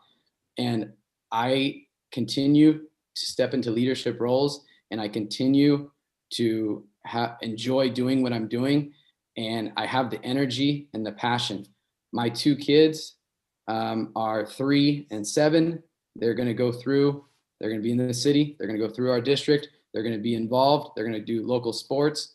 And I just want to see them I want to see this city continue to be the way it is and continue to raise the bar even higher. And I want to be a part of challenging that and helping raise the bar higher, so my kids can enjoy and have fun being here in these beautiful 58 parks that we have around the city, and all the local access walking trails that we have in the open spaces. And I want to be a part of that. And I want to be a part of when we are developing in our city, that, you know, we're listening to the people, but we're also making sure that it stays beautiful and it meets our standards of what we have. We have so many people here. I've taught so many students in District 2. I've made so many connections with parents in District 2. I've been here for 25 plus years, and I just know that we have some amazing resources in the people in the community, that if we know how to safely utilize them and not overwhelm them and not scare them, that they can shed some beautiful light and help us continue to make San Ramon amazing. Thank you. Next candidate. That was the last candidate for question 4. So Vice Mayor Zafar will begin with her first question, and the first respondent will be Patrick. Okay, ask your first question, Sabina. Too chicken to say Zafar. Well, you got it right. We made him practice before the meeting, so I'm working on him. Patrick, it's very nice to meet you virtually. Thank you so much for applying. Thank you. And making the final round. So my question is, tell me about a time when you had to make a tough decision that supported your organization's vision, but may have had a negative short-term financial impact. Well, in terms of decision-making that I do on a daily basis as a prosecutor in the district attorney's office, I have to make decisions on serious cases. And this past fall, I tried a 2-month human trafficking case where I had to make decisions in the middle of COVID as to flying victims in from outside of the state and having to disrupt their lives. And it was a very difficult time for me because these people have already been through incredible trauma in their lives. And I had to talk to them and convince them that this case was important in maintaining the public safety in the community that I work in. And I had to convince them and talk to them about the importance of coming to court and facing an individual who had victimized them so traumatically, and explain to them that it's important for public safety that we ensure that this individual never has the opportunity to harm someone again. I had to do that on 5 separate occasions during the course of this trial with 5 separate victims. And at any point in time, any one of those victims could have said no to me. And they could have said, I'm not moving forward with this case. I've moved on with my life. And thankfully they didn't. And we were able to get a successful verdict in the case. But I was worried about the optics. I was worried about the, re-traumatizing the victim in the case. And ultimately, those victims did find closure.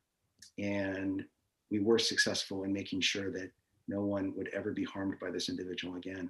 So I have to make these decisions, on a almost a daily basis, and they're difficult decisions to make. Thank you, Patrick. The next candidate. Mark. Okay, and your question, Vice Mayor Zafar. Mark, thank you so much for applying, and very nice to meet you. So again, my question is, tell me about a time when you had to make a tough decision that supported your organization's vision, but may have had negative short-term financial impacts. Well, thank you for that question, Vice Mayor.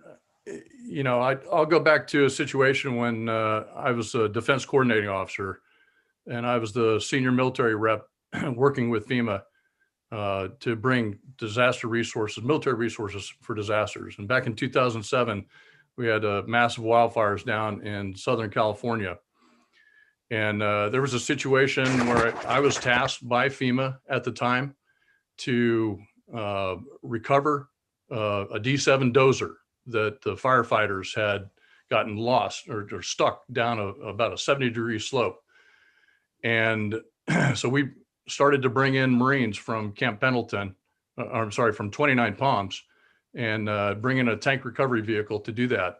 And the only way to do that was to put them on a side slope trail, and then daisy chain a couple of these tank recovery vehicles together, and then try to pull up the dozer up out of this steep terrain.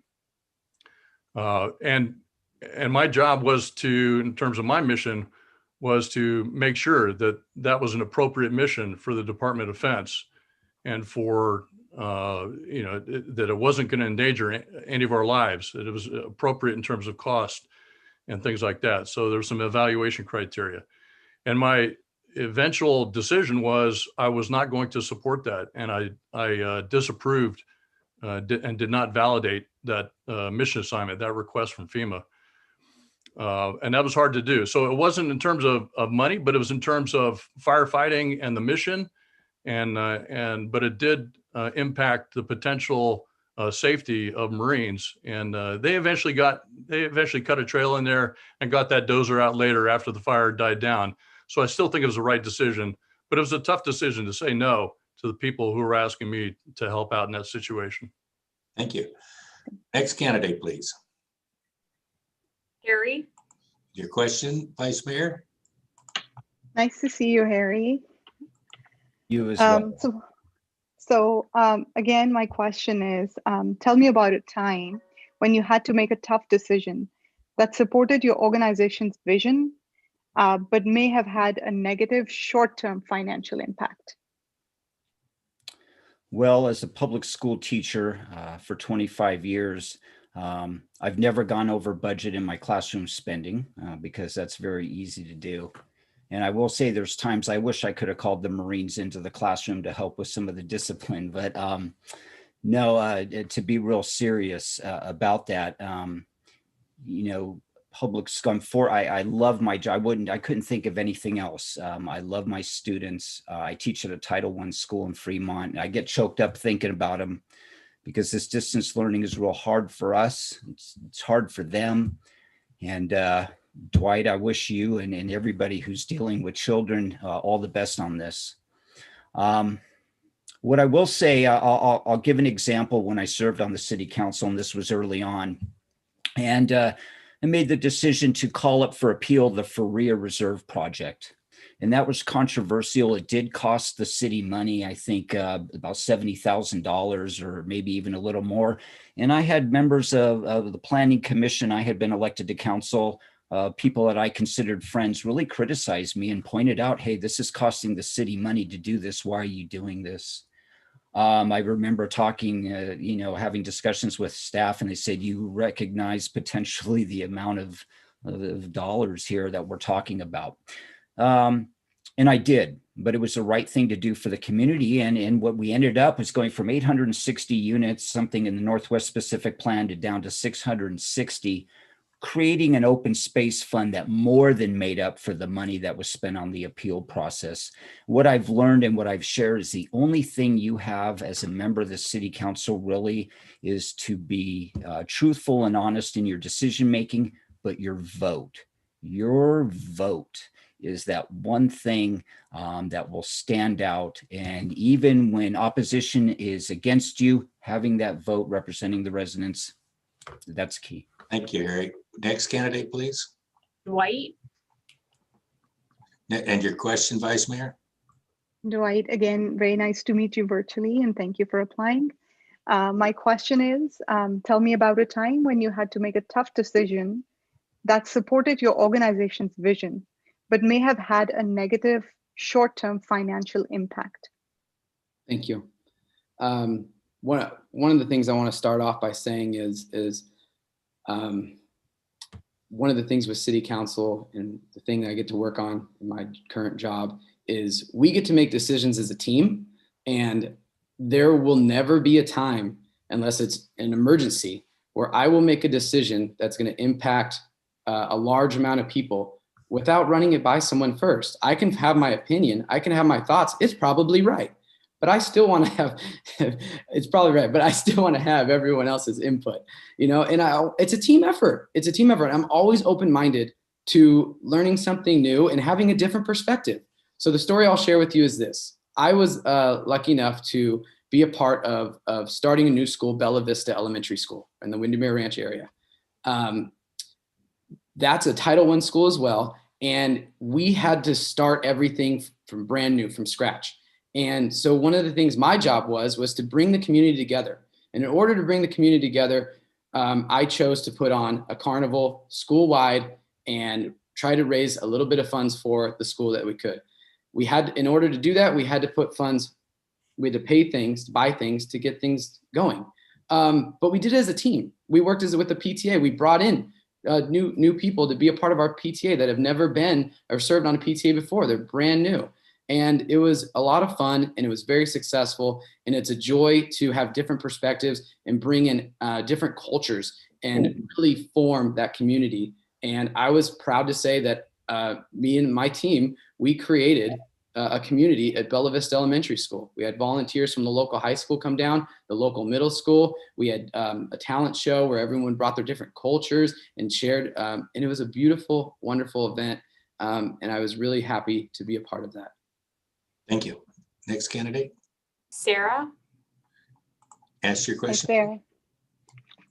Nice to meet you, and thank you so much for applying and making it to the final round. Again, my question is, tell me about a time when you had to make a tough decision that supported your organization's vision, but may have had negative short-term financial impact. Wonderful. Thank you so much for the question, Vice Mayor Zuffer. And before I answer, I was incredibly touched by former council member Sachs' testimony about distance learning. So I just want to say, for the teachers, healthcare professionals, for the heroes that are getting us through COVID, so thankful, so grateful for you. And I really just wanted to say that because I don't know if I'll have another opportunity to say that during this forum. But back to the question. So as I mentioned briefly in my opening statement, I work as a mechanical engineer for a medical device technology startup company. And the nature of healthcare startups is that there's a lot of innovation, there's a lot of trial and error, there is a lot of correspondence with the FDA. It's a highly regulated industry. And ultimately, at the end of the day, what we want is to make humans healthier. So a matter of months ago, we were prepping for a clinical trial of our medical device with a bunch of patients, and we were approaching the start date of the clinical trial rapidly. But we just knew that there was room for optimization in our medical device. We knew there were ways we could make it better, and that would yield higher patient satisfaction and safety and health. So we made the tough call to delay the start of our clinical trial. It was the right thing to do, and I'm really proud of that decision that we made as a company. Because at the end of the day, what matters is patient safety. But everybody, for every day that the trial was pushed back, we were all still on the clock.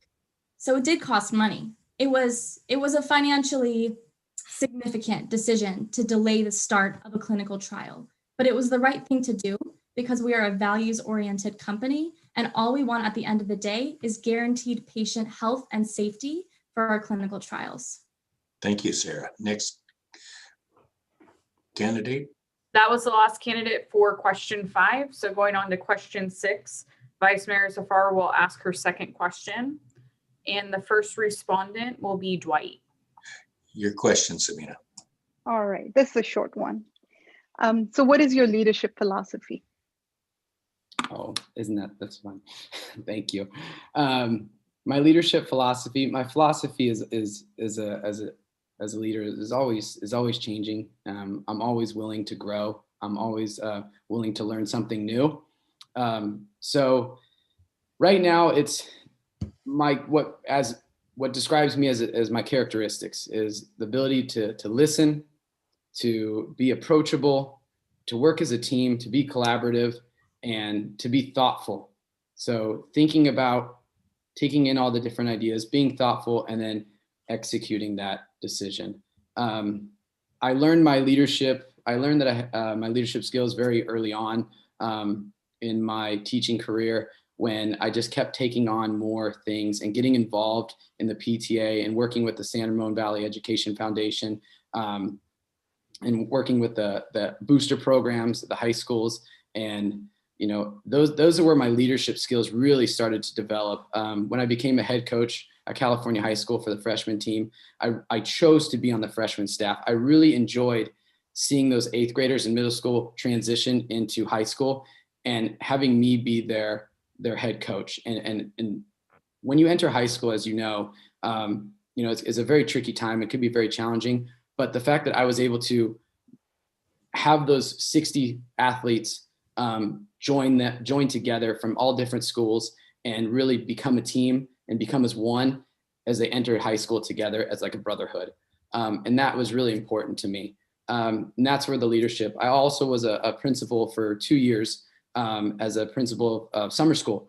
And there I got to hire my staff and put out my philosophy and tell them, encourage them that I have your back, that I'm going to support you. Try something new in summer school, have fun. And I'm happy to come around and support all of you.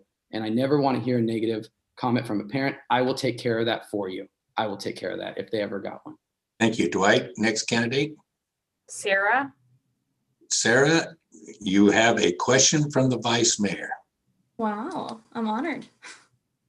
Sarah, what is your leadership philosophy? Well, my leadership philosophy is twofold. 1, to lead is to listen.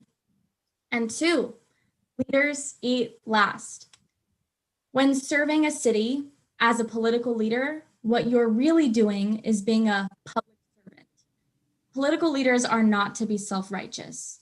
We are here for our communities. We serve as role models and we serve as inspirations for young kids and for community members, but we also serve as mirrors. We serve as representation, okay? So we serve as liaisons between professionals, committees, commissions, and the residents and the citizens.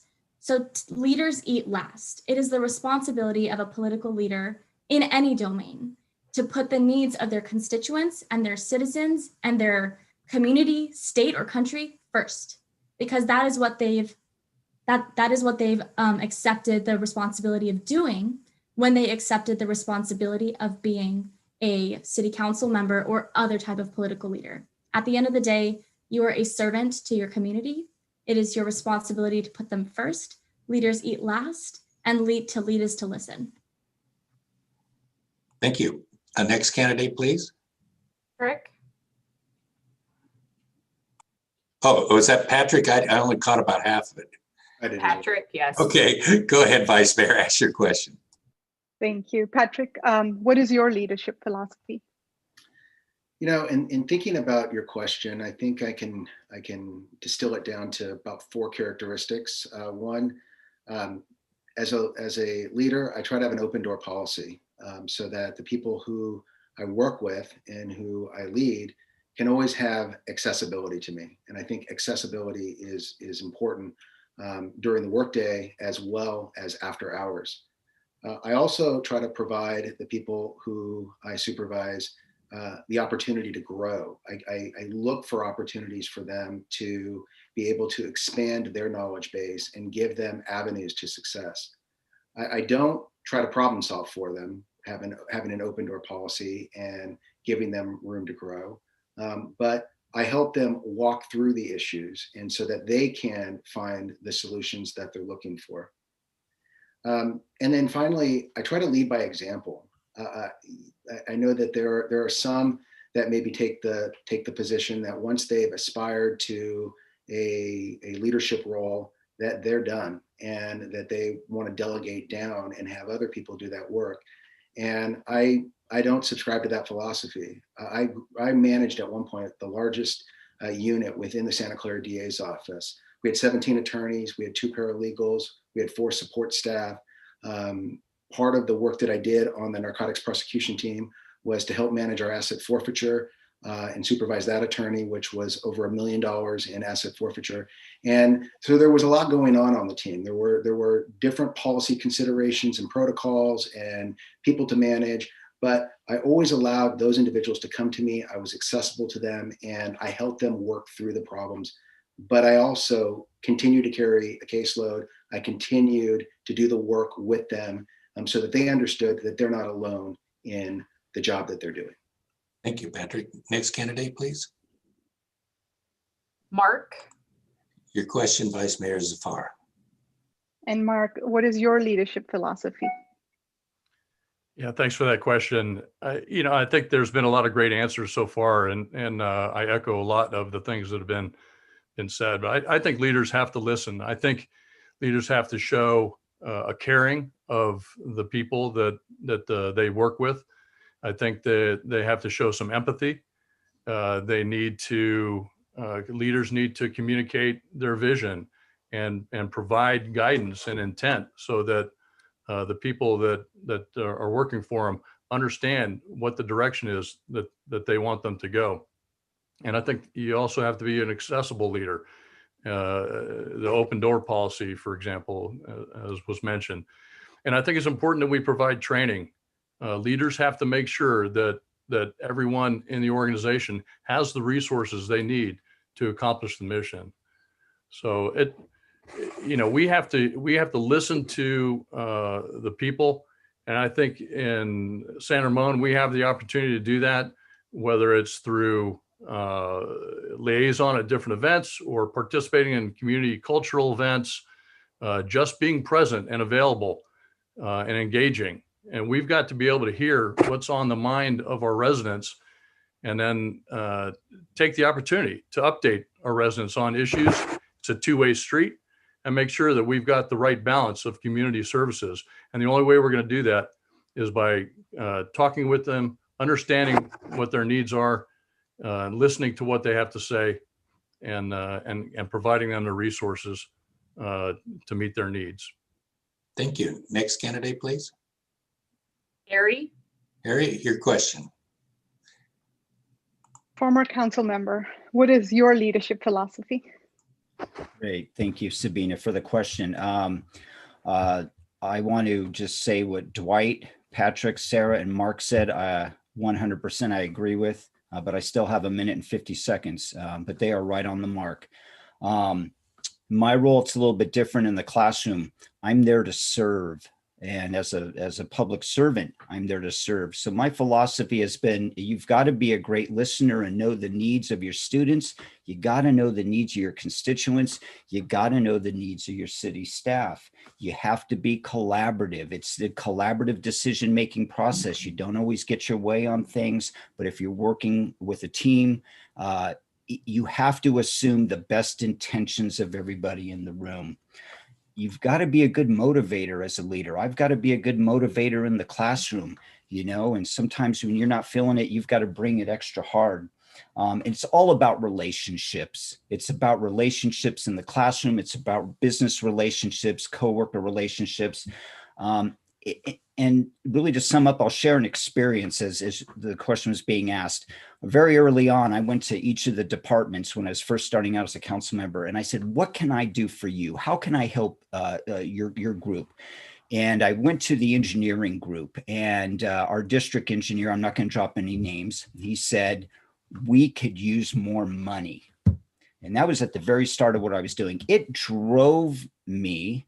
And I wanted to educate myself more about public works. I only know there's 3 E's in engineering. Other than that, I don't know a lot about it, but I do know it's important. I do know that the jobs that they were doing were important. And I made it my goal, my primary focus to how can I help you and to move forward towards those goals. So good leadership is really service leadership. To me, that's the best leadership. Thank you. Next candidate. That was the last candidate for question number 6. Okay. So question number 7, Mayor Hudson, you'll ask your first question. Okay. And the first respondent will be Sarah. Okay, Sarah. What do you think residents of District 2 believe is the most important issue to them? That's a great question. Well, so I think first and foremost, having been a District 2 resident as long as I've lived in San Ramon, I've seen how it's a flourishing community. So I think that the top priority for the citizens of District 2 is to not make anything worse, which is, I know it sounds obvious, but sometimes there can be unforeseen consequences of political decisions that can negatively impact a community. So I think that the top priority for the citizens of District 2 is to leave everything good and make it better. Number 2, we have some of Iron Horse Trail along District 2, and it's highly utilized by a lot of members of District 2 and other districts as well. So it's important that we keep the Iron Horse Trail clean and pedestrian and bike friendly, and possibly even improve it in the future. I understand that the Iron Horse Trail is a regional area, not just a City of San Ramon area, but that's again where the strategic partnerships come in play. And thirdly, we have a giant high school in District 2, Cal High, my alma mater. And I think it's imperative that as our population continues to grow, as the student body size of Cal High continues to grow, as more and more kids start driving their cars to Cal High, we have ample parking space, we have alternate modes of transportation, so that the neighborhood around District 2 is not being, it does not have to rely on permitted, sidewalks for some parking. And 2, doesn't have to be bothered by the otherwise really incredible community of young people in San Ramon. Thank you. Who's the next candidate? Patrick? Patrick, what do you think the residents of District 2 believe is the most important issue to them? Well, that's a great question. And I've actually been asking residents of District 2 that very question. And maybe up until about a year ago, they probably would have said, hey, we need to fix that crosswalk and that turn into the Walmart shopping center that now has been made much safer as a result of the city council and our traffic commission. So thank you for that. But in asking that question to the community, there is definitely some trepidation about the City Walk plan and concern that the development over at the marketplace and building residents there, the multi-use residents, family residents there is going to bring a host of issues with traffic and concern with crime. And when I hear those comments, my response back to those that have provided that feedback has been, look, we have certain requirements in San Ramon. San Ramon City government has to meet the RENA allocation for building. And what I look at in terms of the City Walk program is an opportunity for us to build in the middle of central San Ramon and meet those RENA requirements while also preserving all of the open space in the city of San Ramon. I'm not too worried about crime because we have a great police department in San Ramon and we have one of the lowest crime rates. And I believe that we're addressing crime and we will continue to address any crime issues in the city of San Ramon. But I can tell you that is one of the concerns for people in District 2 and concern about that development. But I believe that the city has done an excellent job responding to those concerns and have addressed it through public comment. Thank you, Patrick. Next. Mark? Mark, the question is, what do you think the residents of District 2 believe is the most important issue to them? You're on mute. We've got a lot of important resources and facilities in District 2, and I've mentioned Forest Home Farms, and we've got Cal High and Iron Horse Trail. We've got some important retail in the area too. Not much, but we've got some important retail as well. But I would think the most important thing from what I've been learning about District 2 is the potential future use of the golf course that's in District 2. And I know that concerns a lot of residents. And I think it's important, that we will all, whether it's in the Planning Commission or if it comes up to the Council on Appeal, I think we're going to have to do some heavy reading here and make sure we understand all the issues and take a look at how it's zoned.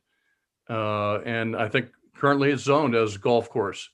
So again, kind of the do no harm kind of thing. We'll have to look at without kind of tipping my hand here, because it may come to the council we'll have to take a look at all the documentation and make the right decisions for the future of that space, for the future of the citizens within District 2. And I think it'll also be important to the city at large. Thank you. Next. Harry? Harry, what do you think the residents of District 2 believe is the most important issue to them? Thank you for the question, Mayor Hudson. There are several, certainly that I focused in on my time on the council and that I will continue to focus in on should I be appointed. Number one is the golf course, as Mark mentioned. That's a very big concern. I was fortunate enough to be on the Planning Commission when Phil Wong, the then Community Development Director, said, let's change the zoning from park to golf course, which made it very specific.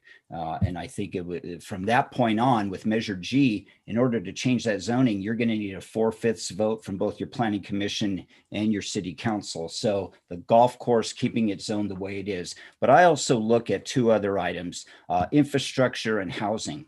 And one of the reasons I mentioned this earlier in one of my questions, the housing element for the city of San Ramon is due December of 2022. And so we're going to be starting the process. It usually happens after the budget's passed. You have joint workshops with the Planning Commission, a Housing Advisory Committee, and so forth. We want to look at densities down in these areas that are already built out. Our residents have come to us and said, we don't want to look like Dublin. We don't want housing in these retail centers. So that's going to be a primary focus to make sure that we're staying true to that.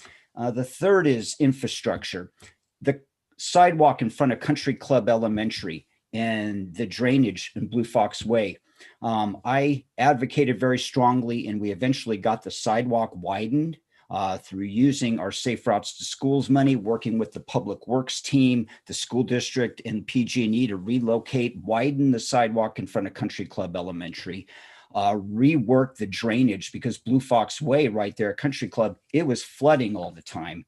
I would add traffics to that, Dave, because eliminating traffic congestion around all the schools, we want to make sure that traffics is still a viable entity for our residents. So those are my focuses. Thank you. Next. Dwight? Dwight? I'm going to ask the question the way I wanted to get. Anyway, what do you think residents of District 2 believe is the most important issue to them?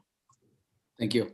Thank you, Mayor Hudson. I would definitely agree with my colleagues there, the other future council members. They're right. The golf course is definitely a hot topic and was a hot topic. Now we're learning about the marketplace potentially. I think it's important that that we keep these access ways for everyone clear, open, and clean, and up to date.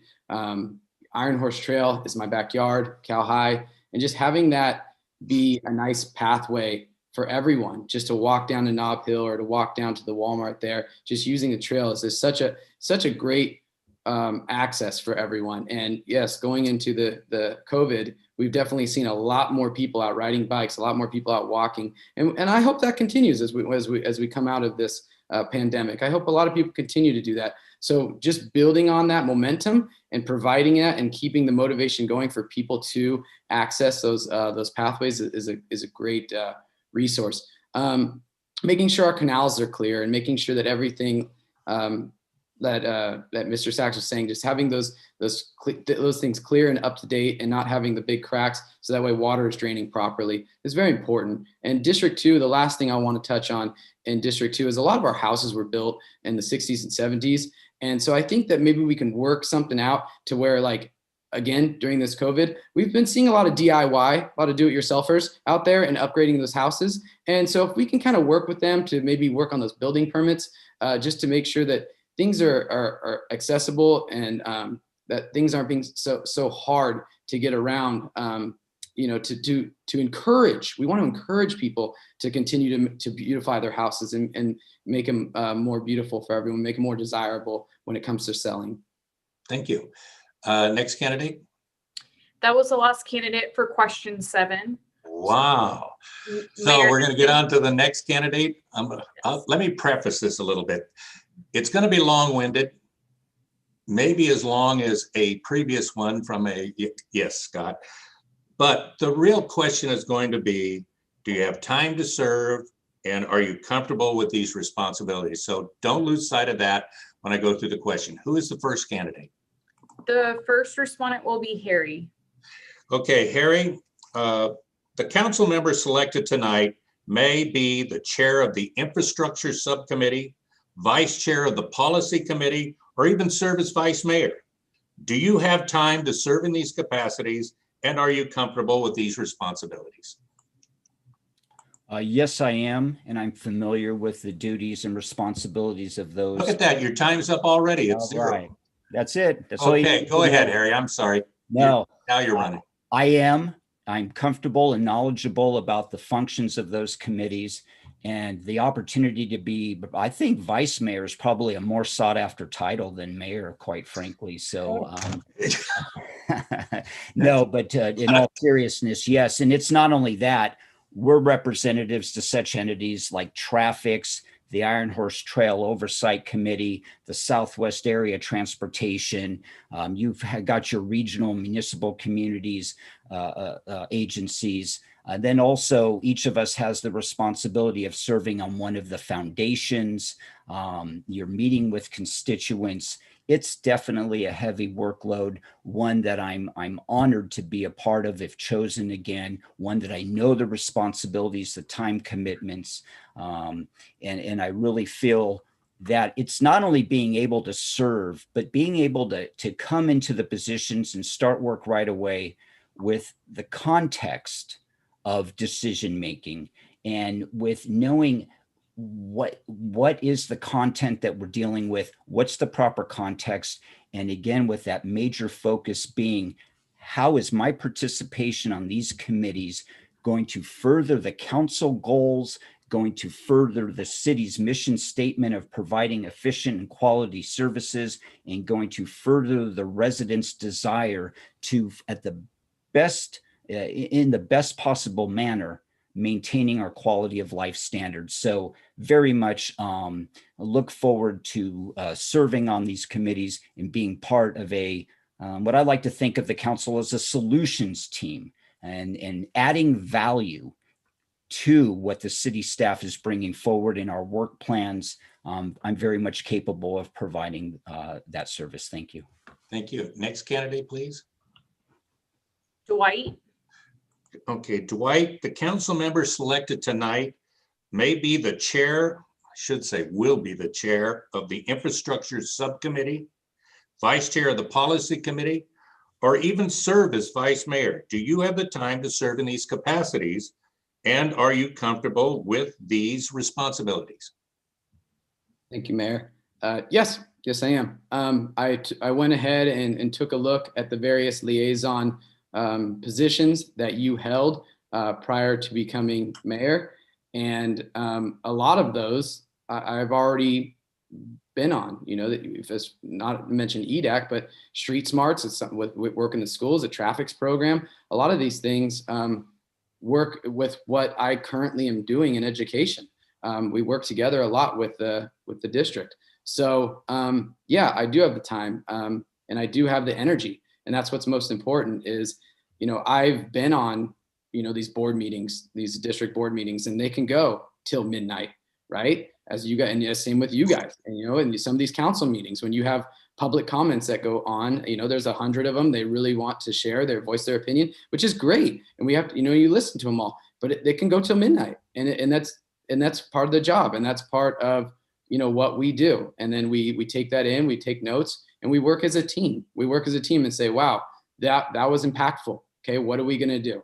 You know, how are we going to respond to this? Let's be thoughtful. Let's come up with solutions, and let's get an answer that is thoughtful to the community and how we're going to act, because the community has clearly spoken, and we do the same thing in the district. So I look forward to being a part of that with you all, and coming up with thoughtful answers and discussions to how we can best serve the city of San Ramon. Thank you. Next candidate, please. Sarah. Oh, Sarah, same question. The council member selected tonight may be the chair of the infrastructure subcommittee, vice chair of the policy committee, or even serve as vice mayor. Do you have the time to serve in these capacities? And are you comfortable with these responsibilities? Wonderful. Thank you so much, Mr. Mayor. And my answer is absolutely. I would not be pursuing this vacancy if I did not think I could give 100% of myself to you and the community of San Ramon. Honestly, participating in these regularly occurring monthly city council open meetings is only scratching the surface of being an involved city council member. It's being involved with these committees and commissions, serving as chairs, and involving yourself with constituents, hosting town halls, workshops, seminars, webinars. That's where the real fun is. And that's where the real public service is. And that's where, frankly, the community is. And you want to be where the community is. The truth of the matter is, human beings are kind of amazing. We have time for anything that we prioritize. And how else do you think these incredible super parents here in Silicon Valley in the Bay Area are working full time, commuting 3 hours a day, and raising 2 kids? You have time for anything in the world that you'll prioritize. And I am prioritizing public service, collaboration with City Council, and propelling San Ramon forward, keeping it a safe, clean, vibrant community. So absolutely, there's not a sliver of doubt in the world that I not only have time, but I have the enthusiasm and dedication to do it as well. Thank you. Next. Patrick. Patrick, the question is, the council member selected tonight may be the chair of the infrastructure subcommittee, vice chair of the policy committee, or even serve as vice mayor. Do you have the time to serve in these capacities? And are you comfortable with these responsibilities? Thank you, Mayor. My wife and I had this discussion before I submitted my application, and the answer is unequivocally yes. I've been looking for an opportunity to give back to my community, to get involved, and to invest the time that I believe is necessary in order to make a difference in San Ramon. I'm going to talk about this in my closing, but back in 2017, I ran for district attorney in Contra Costa County. I was involved in that race for a year, and I was all over Contra Costa County meeting with government leaders, city and at the county level. I was meeting with unions. I was meeting with community leaders. I was meeting with citizens from all corners of the county.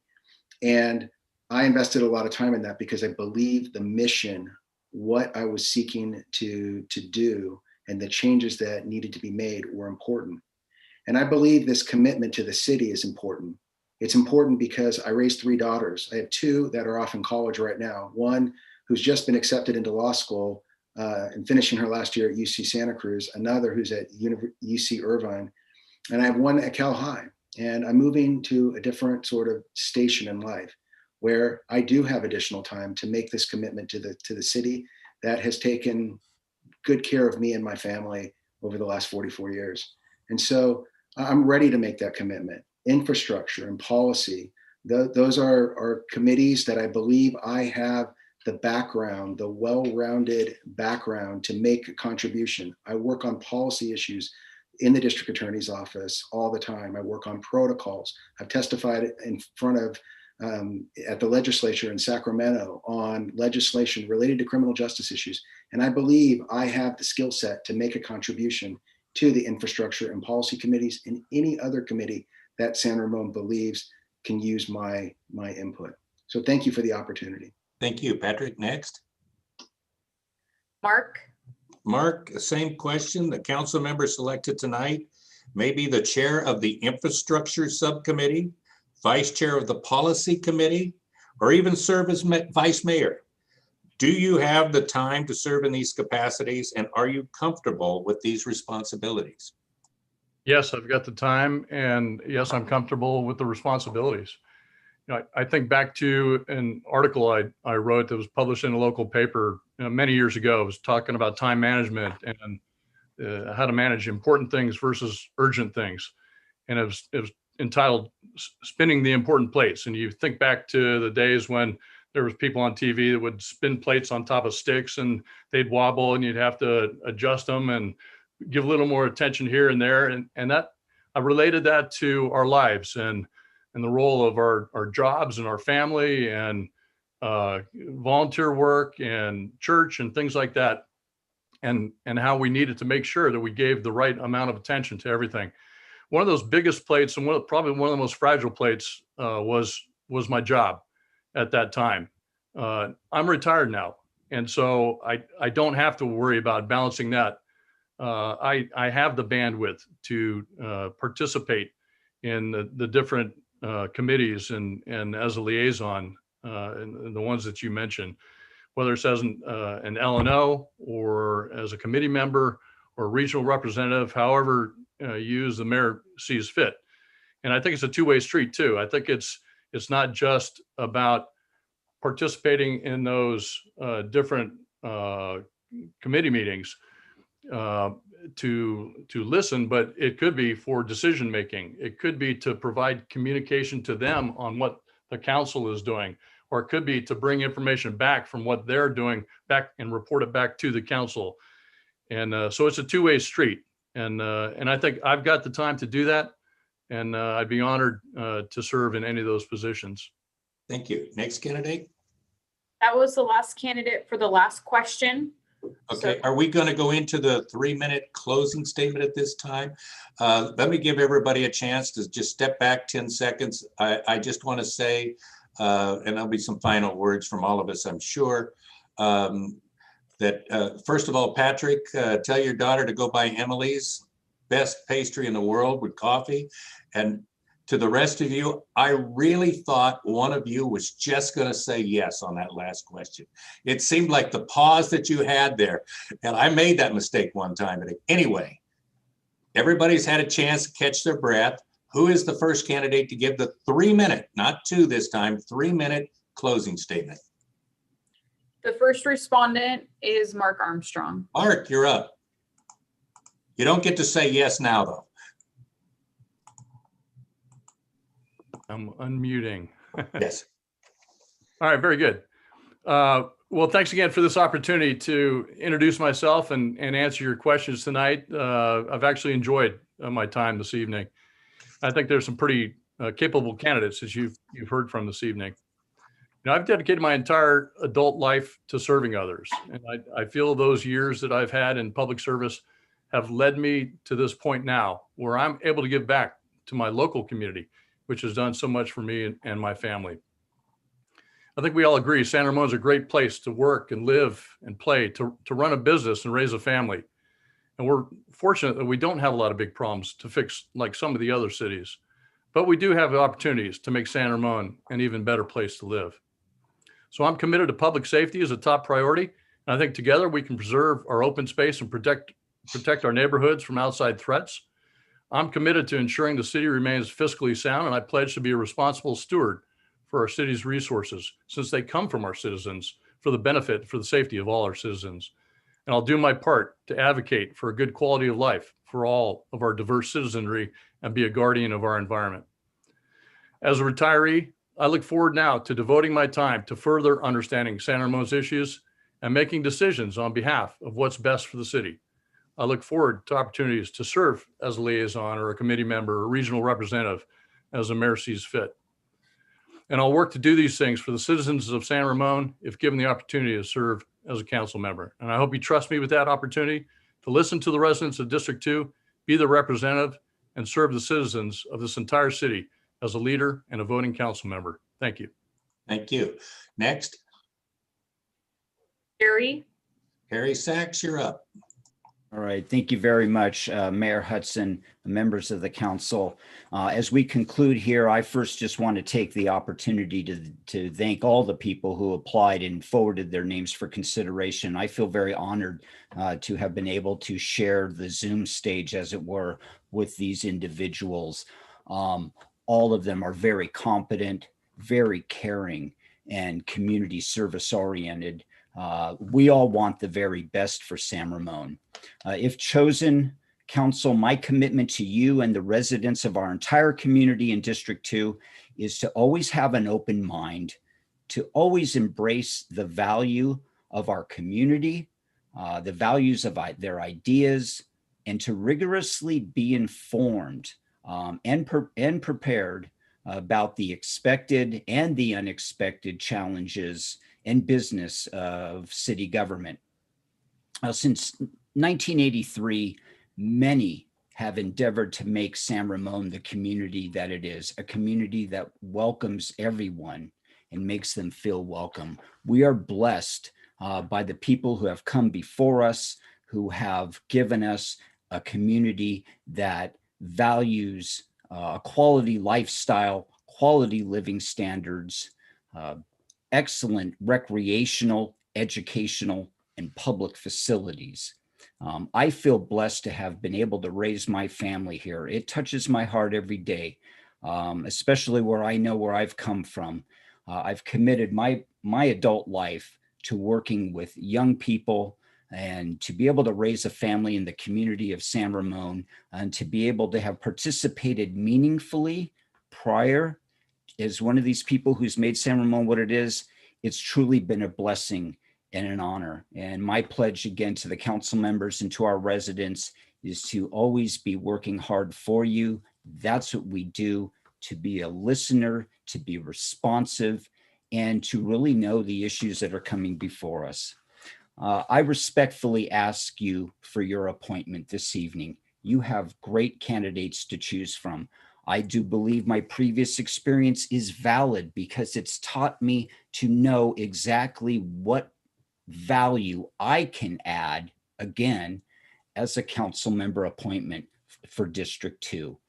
I love our neighborhood. I love our neighborhood schools. I love the people, and I appreciate the folks that took the time to put their support out there for me, to you. And I look forward to serving you and the community going forward as we look to make our appointment tonight. Thank you very much. I'm very grateful to be before you tonight. Thank you. Next candidate, please. Dwight? Dwight, please take up to 3 minutes. Thank you. Just want to start by thanking everyone as well.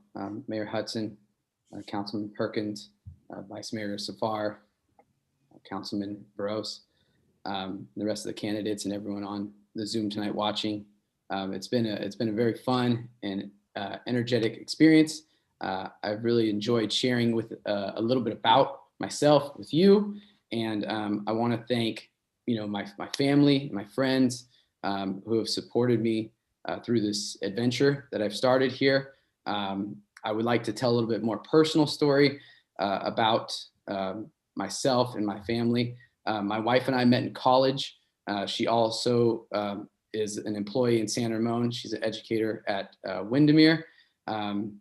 She was one of the first people to start a cricket team at Windermere, and she was also one of the first person to start a badminton club. And the reason I share that is because as a family, we enjoy getting involved and starting new things in the community. So it's just like I always said from the very beginning, it's a team effort, and I'm going to bring my passion and my energy and my thoughtfulness. I'm going to bring that to the team, and I really look forward to being a part of that team with all of you. We enjoy giving back to our city in various ways, whether it's the Run for Education or whether it's the Art and Wind Festival, and the kites are out there and all the booths. And we just love being a part of all those things that our city has to offer. And we look forward to, when we're out of this pandemic, to sign our kids up for city events, left and right. We really want to just be a part of that. And I love being on the board for the San Ramon Soccer Club and the EDAC committee. And I look forward to taking on more roles as a council member. So, last little note, again, it's a fun little note, but I just want to share, just how much my family gets involved.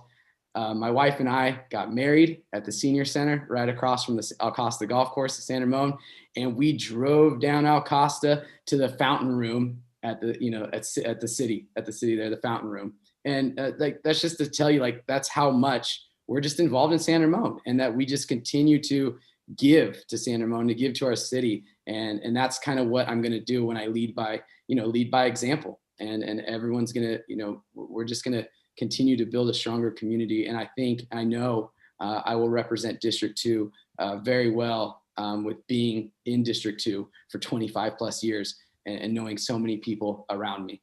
So thank you so much. Thank you. Next candidate, please. Sarah? Sarah, before, help me not make the mistake I make with the vice mayor. LaShanlo? Very close, Lashin Lu. I'm always close. Go ahead. You have 3 minutes. You did great. Thank you so much, Mr. Mayor. I had a blast tonight, and I'm really in love with the energy inside this Zoom room. And at the end of the day, we are all on the same team. So I'm really excited to see how we all collaborate together in the future, candidates, city officials, and all moving forward in San Ramon. But anyway, thank you so much for the opportunity to speak with you all tonight and advocate for myself, for District 2, for San Ramon youth, for women, workers, people in STEM, everybody. And also our priorities of COVID recovery, climate action, modernized infrastructure development, and the utilization of technology to improve our city. Our city is growing and diversifying quickly. So it's our responsibility to grow and diversify our city council accordingly. It is imperative that council select a candidate for this vacancy who will be a good leader and a good public servant. But what does that look like? Well, in San Ramon, good political leadership means fostering environments of judgment-free discussion where residents can come talk about their thoughts on developments without worry of being put down. Good leadership means utilizing technology to host town halls, workshops, and seminars so that our citizens can remain engaged and our democracy can remain strong. And also, leadership means working collaboratively and as a teammate with fellow council members, staff, commissions, and the rest of San Ramon, unifying behind a common purpose of making San Ramon the best that it can be. Listen, I've lobbied members of Congress on Capitol Hill. I've participated in an intensive fellowship called New Leaders Council, which trained me for a political entrepreneurship. I've engaged with the Tri-Valley community through community outreach and tabling events at farmers markets to learn what the top concerns are of these communities in the Tri-Valley. And most importantly, I understand the value of political willpower, passion, and inclusivity in local governance. Young people will inherit this community, this country, and this planet. And we understand that it is incumbent on us to shape the future that we want to see for ourselves. We need an engaged population if we want to see a strong, healthy democracy. And I promise you, people will not engage if they don't feel represented. And I'm not one to complain without offering solutions. I am an engineer. I am trained to innovate and optimize.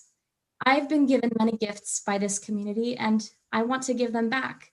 So that is ultimately what brings me here before you all tonight. So thank you so much again for this opportunity. It's been a real pleasure. And I'd be honored for your support on this vacancy appointment. Thank you. Thank you, Sarah. Next candidate. Patrick? Patrick, you're up. Take up to 3 minutes. Thank you. This has been incredible tonight. I've really enjoyed this format. I've enjoyed talking to people who I haven't had the opportunity to speak to before. I look forward to the opportunity of connecting with each and every one of you on this meeting tonight, because I really feel like this process is a beginning to more involvement by everyone who has put in for this process. So thank you. I know all of you on council were elected by engaging the people of San Ramon. You took time out of your lives to walk neighborhoods and knock on doors. You held community events, and you humbly asked people for your vote, for their votes. You showed a desire that embodies the democratic spirit through public service. And I share that desire as well. As I explained to you in many of my answers this evening, I spent nearly a year campaigning to be district attorney in Contra Costa County. It was a journey I look back on fondly, as it provided me the opportunity to connect to the community at a level I hadn't done before. I ran on a countywide campaign, and I ran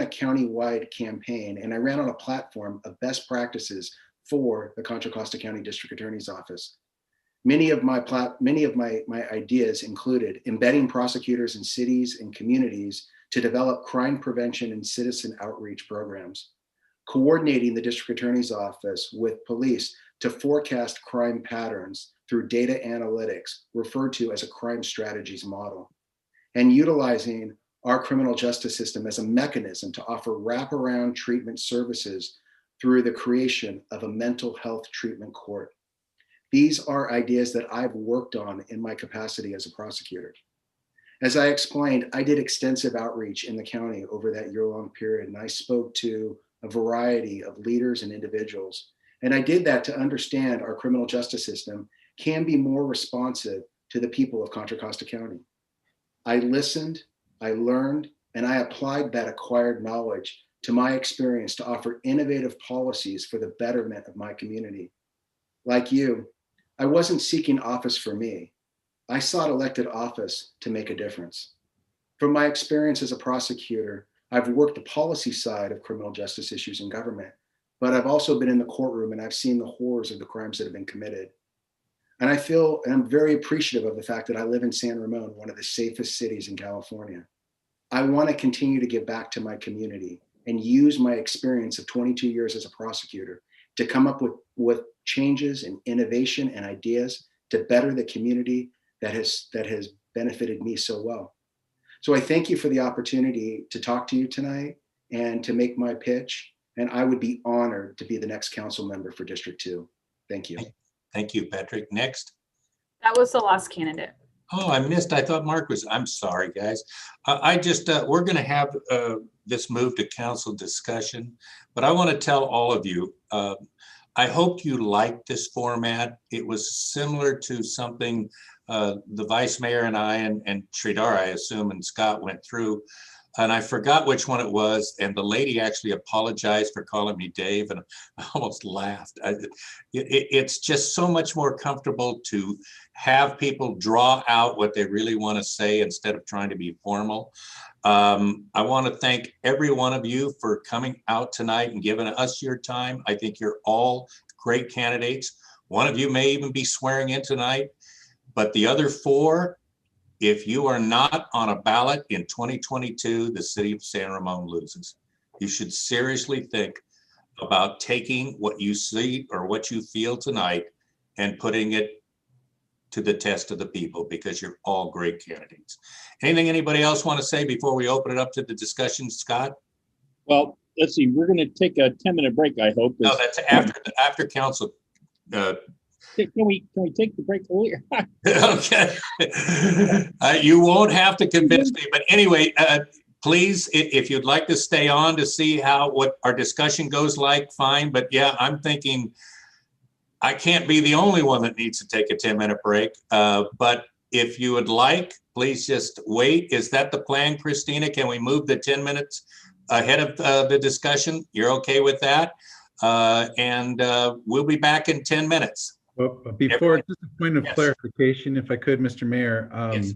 We are looking for the rankings from the council, and that would be during the 10-minute break. If we were to have discussion, or if you want to have discussion first, you might want to do that. Can we have a break? Let's do a 5-minute bio break. I think we're sensing an emergency. Then we'll come back and have the discussion, and then we'll do it. But we're going to do the break first. Okay, so let's make it 5 minutes bio break. Is that good for everybody? I think. Yes. Yeah. Okay, we'll be right back. Very good. Thank you.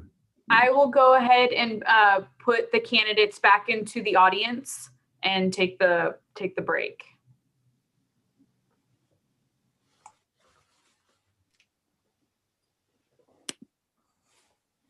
Thank you, everyone.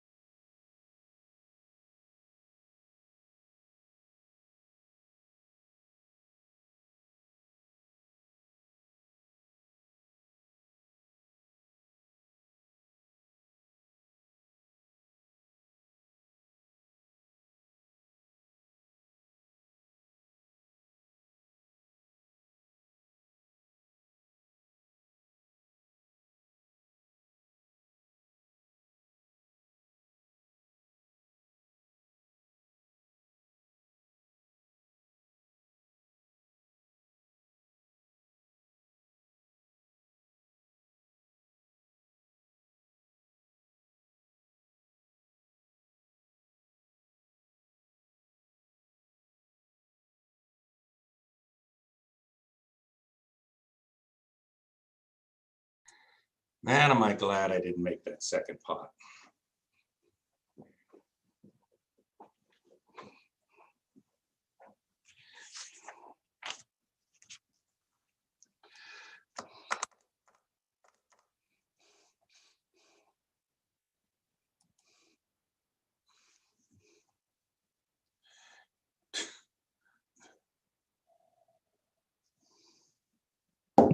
Thank you. There are physiological reasons why the Mayor Clarkson always had a break between 9 and 9:30. Good reasons. I am so glad you made that suggestion because I wanted to. Can we do this first? But you have some sort of a rule, like We do. every, No, we do. It's 9 o'clock. We do it. It's just that this is the problem when you get going like this and we had that end in sight. I really, I can't say it enough, Joe, and especially since they're not here, and Christina, Martin, I mean, you guys came up with a very good plan to get through this and keep everybody comfortable and allow them just to express what they were thinking, because that's really what this is about. But if you can bring them all back, I want to know politically, do they see themselves as a hen, a rooster? You missed that, didn't you, Sabina? you should have asked that question. No, See, that's how you get to know the real people. I know, but I really, there was this hesitation on 2 or 3 of them. When I asked my question, they go, yes. And I almost want to say, okay, that's good. but it's, you know, it was a fun night so far. We'll see where we're at. Yes, Joe. We're still live, so. Yeah. That's you know, cool. Don't want to give up your deliberations just No, yet. we won't tell everybody's here. Okay. Yeah. It was the same way in the forum too. Remember that? And the lady said, oh, we're still live. And I go, so? Yes, Scott. And what's your favorite color? Remember Yeah, that? I know. I have to give, I'm drawing a blank on his name right now and I can see him. He came up with the best answer to that because it's like all 3 of them, one way or the other. He just went to one to the other. And you know who I'm talking from the school board. Oh, come on. You know who I'm talking about. You especially, Scott. And he was on Parks. Oh, Mintz? Yes. I don't know how he got through it, but that was he was a chicken, an egg, and a rooster all kind of at once or whatever. Just, anyway, we've got, oh, Christina's back. Okay. Can we do the council discussion at this point? And then you can take 10 minutes for a break or less to get the answers to Christina. And it is open for council discussion. Who wants to lead it off? Do you want to wait for Martin? No, I just thought I am actually here. Yeah. But the host is not allowing me to turn on my video for some reason. That's okay. Oh, there we go. Okay. Anybody want to jump on it or you want me to start this time? You start. Okay. I will tell you that I know we were at the very beginning when we were starting this process.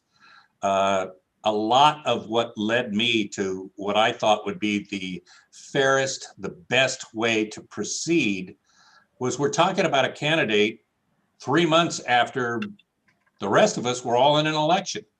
And I thought that 400-word candidate statement was imperative, is probably the lead, most important thing that I put my credence on my decision.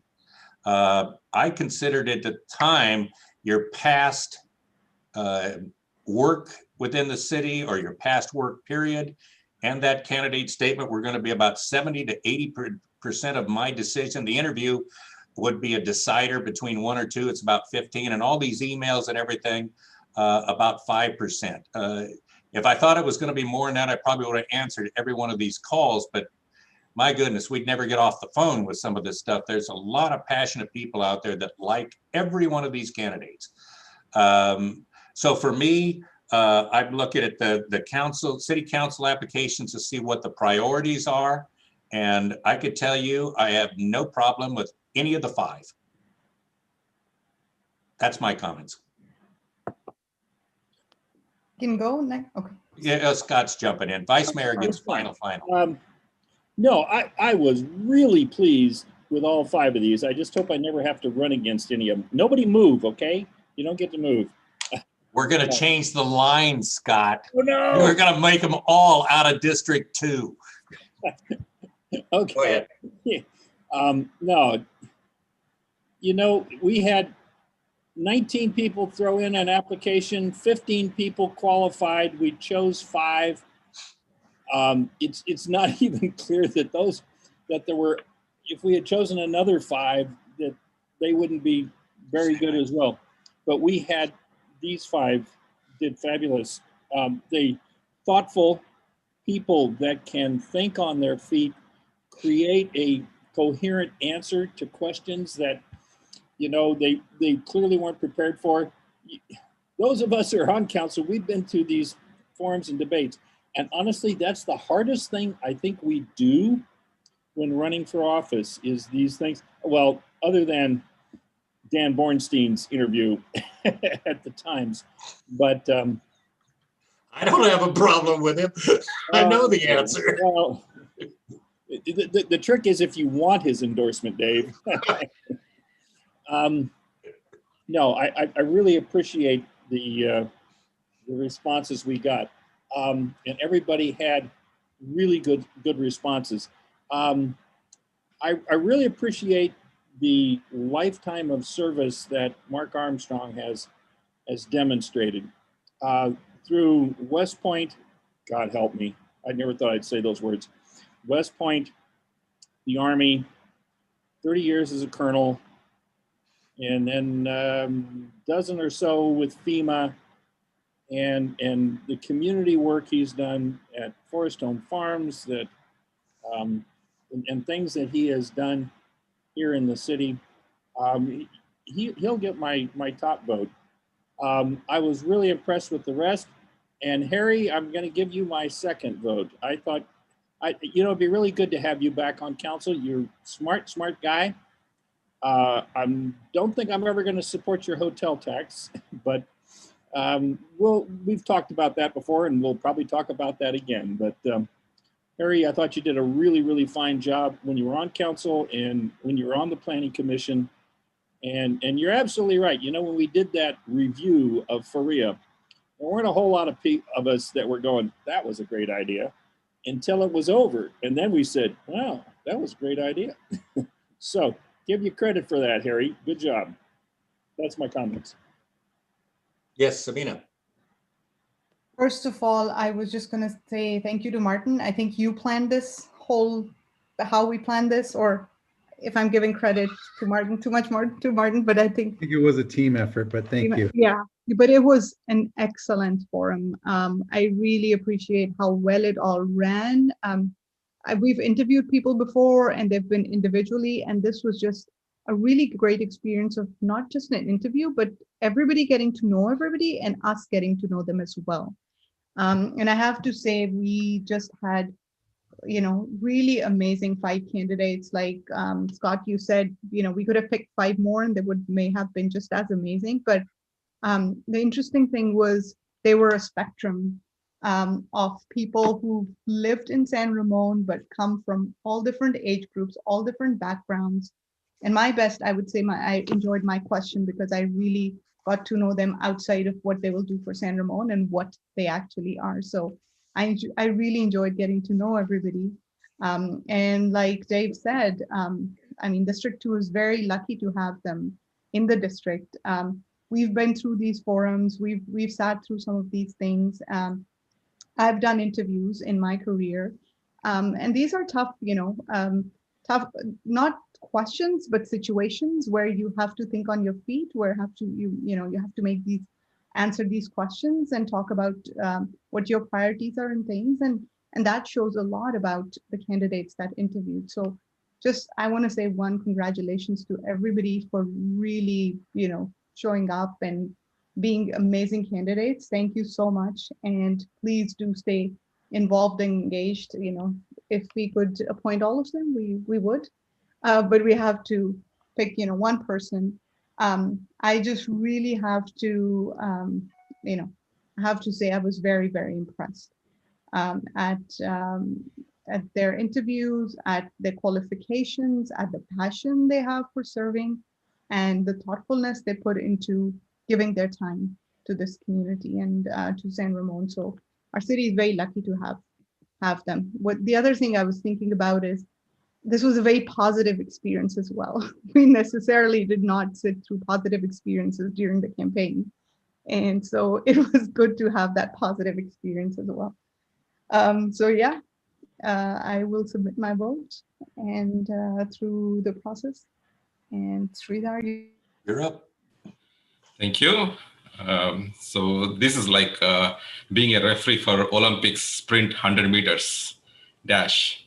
My gosh, all of like excellent candidates. So they are all like so close. I've been like, based on my guidelines, I've been ranking them and pointing, like assigning certain points to them, and pretty close. My God, this is like Usain Bolt and next Usain Bolt and all these people like next to each other. They're like so good, exceptionally good.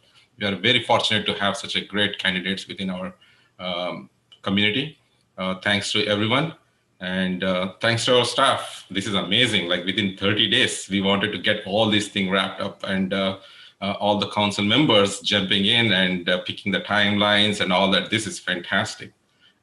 This definitely shows once again the spirit of our community as well as our staff and the city council, that we want to get things done. And when we want to get it done, we all are together in this, and we are able to make it happen.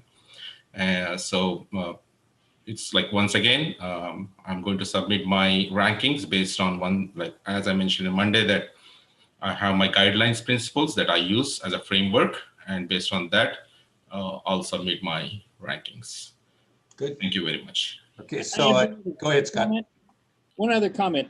I hope that the other four continue to pursue opportunities to serve in the city, whether it's on a committee, a commission, a foundation, somewhere. All of the above. All of the above. Diversity Coalition, there's lots of places, and every one of you has something really valuable to add. So please don't be discouraged, because only one of you is going to get selected tonight.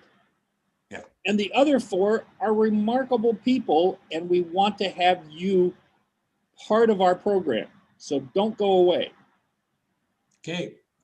So you're emailing this to Christina. Within 10 minutes, we'll get back and she'll start asking us each what we thought of each candidate. Okay. See you in about. you went on mute. Good reason. You're Sorry, muted. You were muted when you said we will see you in Did I about. do a Scott? Oh, okay. Yeah, we'll see you back in about 5-10 minutes, whatever it is. Email it to Christina. She'll tabulate it and get her set up to announce it to the public. And just remember that whoever gets this seat has to do their swearing in tonight by memory. See you in about 10.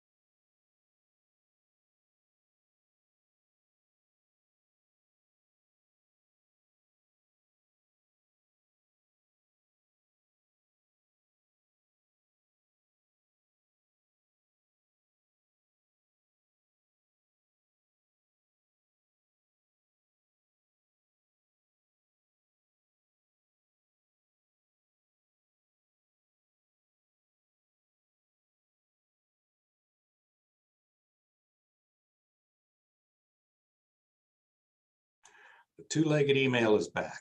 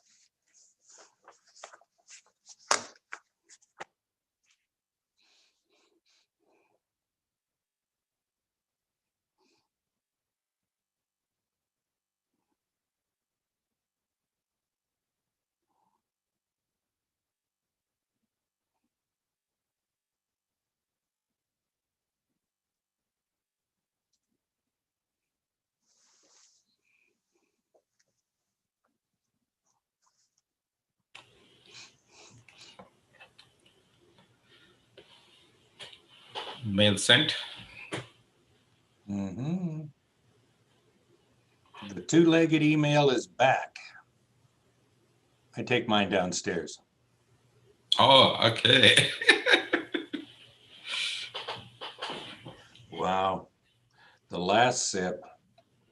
So you're in City Hall then, man. Every day, Sridhar. Yeah, it's nice listening to the Planning Commission last night for an hour.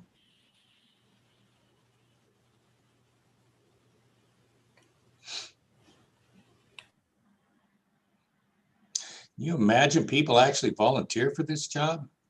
They run whole campaign, attend debates. We did that. Was fun. We all did that. You know, there were some strange parts in there. I mean, I'm not gonna, but you know, this is the first time I can remember in probably 5 or 6 campaigns that had so many different forums. And Well, everything was virtual, right? So what did you expect? it was really fun when Sabina wasn't. We trashed her. No, it was, you know, when you think about all the things that you do during a campaign and then to have 5 forums, holy cow. I mean, I'm sorry, I know we're not boring, but yeah, we are. I mean, what new are you going to say? Yeah. I think towards the end, it was like, it's, you know, it's not going to really impact anything. So no, where am I spending my time? But yeah, and it's like the same thing that they're talking about, though. It's an opportunity to talk to some people. Maybe they haven't met you. You know, we'll see. I mean, we all have different reasons why we put different importance or priorities on different things.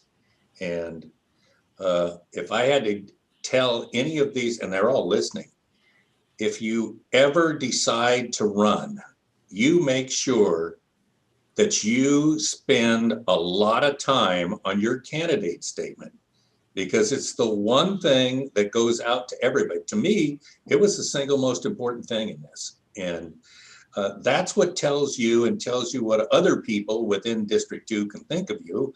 And that's assuming you're not running for mayor. But I mean, it's like, this is the opportunity to put your first step forward, and you don't get a second opportunity to do it. It's first is the first. So, but. All right, Dave, time for a drum roll. Is it? No, I'm waiting for Christina. Christina's here. All right, I turn everything over to Christina. We've done the council. It's the scoring process. And the city clerk has ranked our choices, and she's got a great program set up for you tonight. So get your coffee out. I'm turning it over to you, Christina. Thank you, Mr. Mayor. So I'm going to go ahead and put up the spreadsheet. The spreadsheet is currently blank. I will go through candidate by candidate and ask the council members what point value that you ranked the candidate. So let me go ahead and share my screen here. Okay. So council will start with candidate Mark Armstrong. Councilmember Perkins, what point value did you assign to Mark Armstrong? 5. Thank you. Councilmember Veros, 5. That is number 1. Vice Mayor Zafar,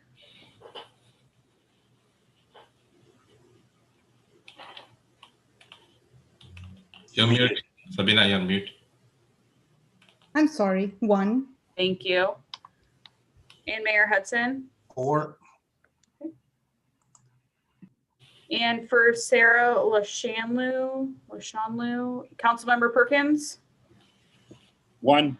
thank you. Or Councilmember Veros, 1. thank you. Vice Mayor Zafar, 4. thank you. And Mayor Hudson, you're muted. That way you'll never know. 2. Thank you. For Dwight Pratt, Councilmember Perkins, 3. thank you. Councilmember Veros, 2. Vice Mayor Zafar, 3. and Mayor Hudson. What did I, oh, he's my 1. And for Harry Sachs, Councilmember Perkins, 4. Councilmember Veros, 3. Vice Mayor Zafar, 2. and Mayor Hudson. 5. Thank you. And for Patrick Vanier, Councilmember Perkins, 2. Councilmember Veros, 4. Vice Mayor Zafar, 5. and Mayor Hudson. 3. The top scorer was Mark Armstrong.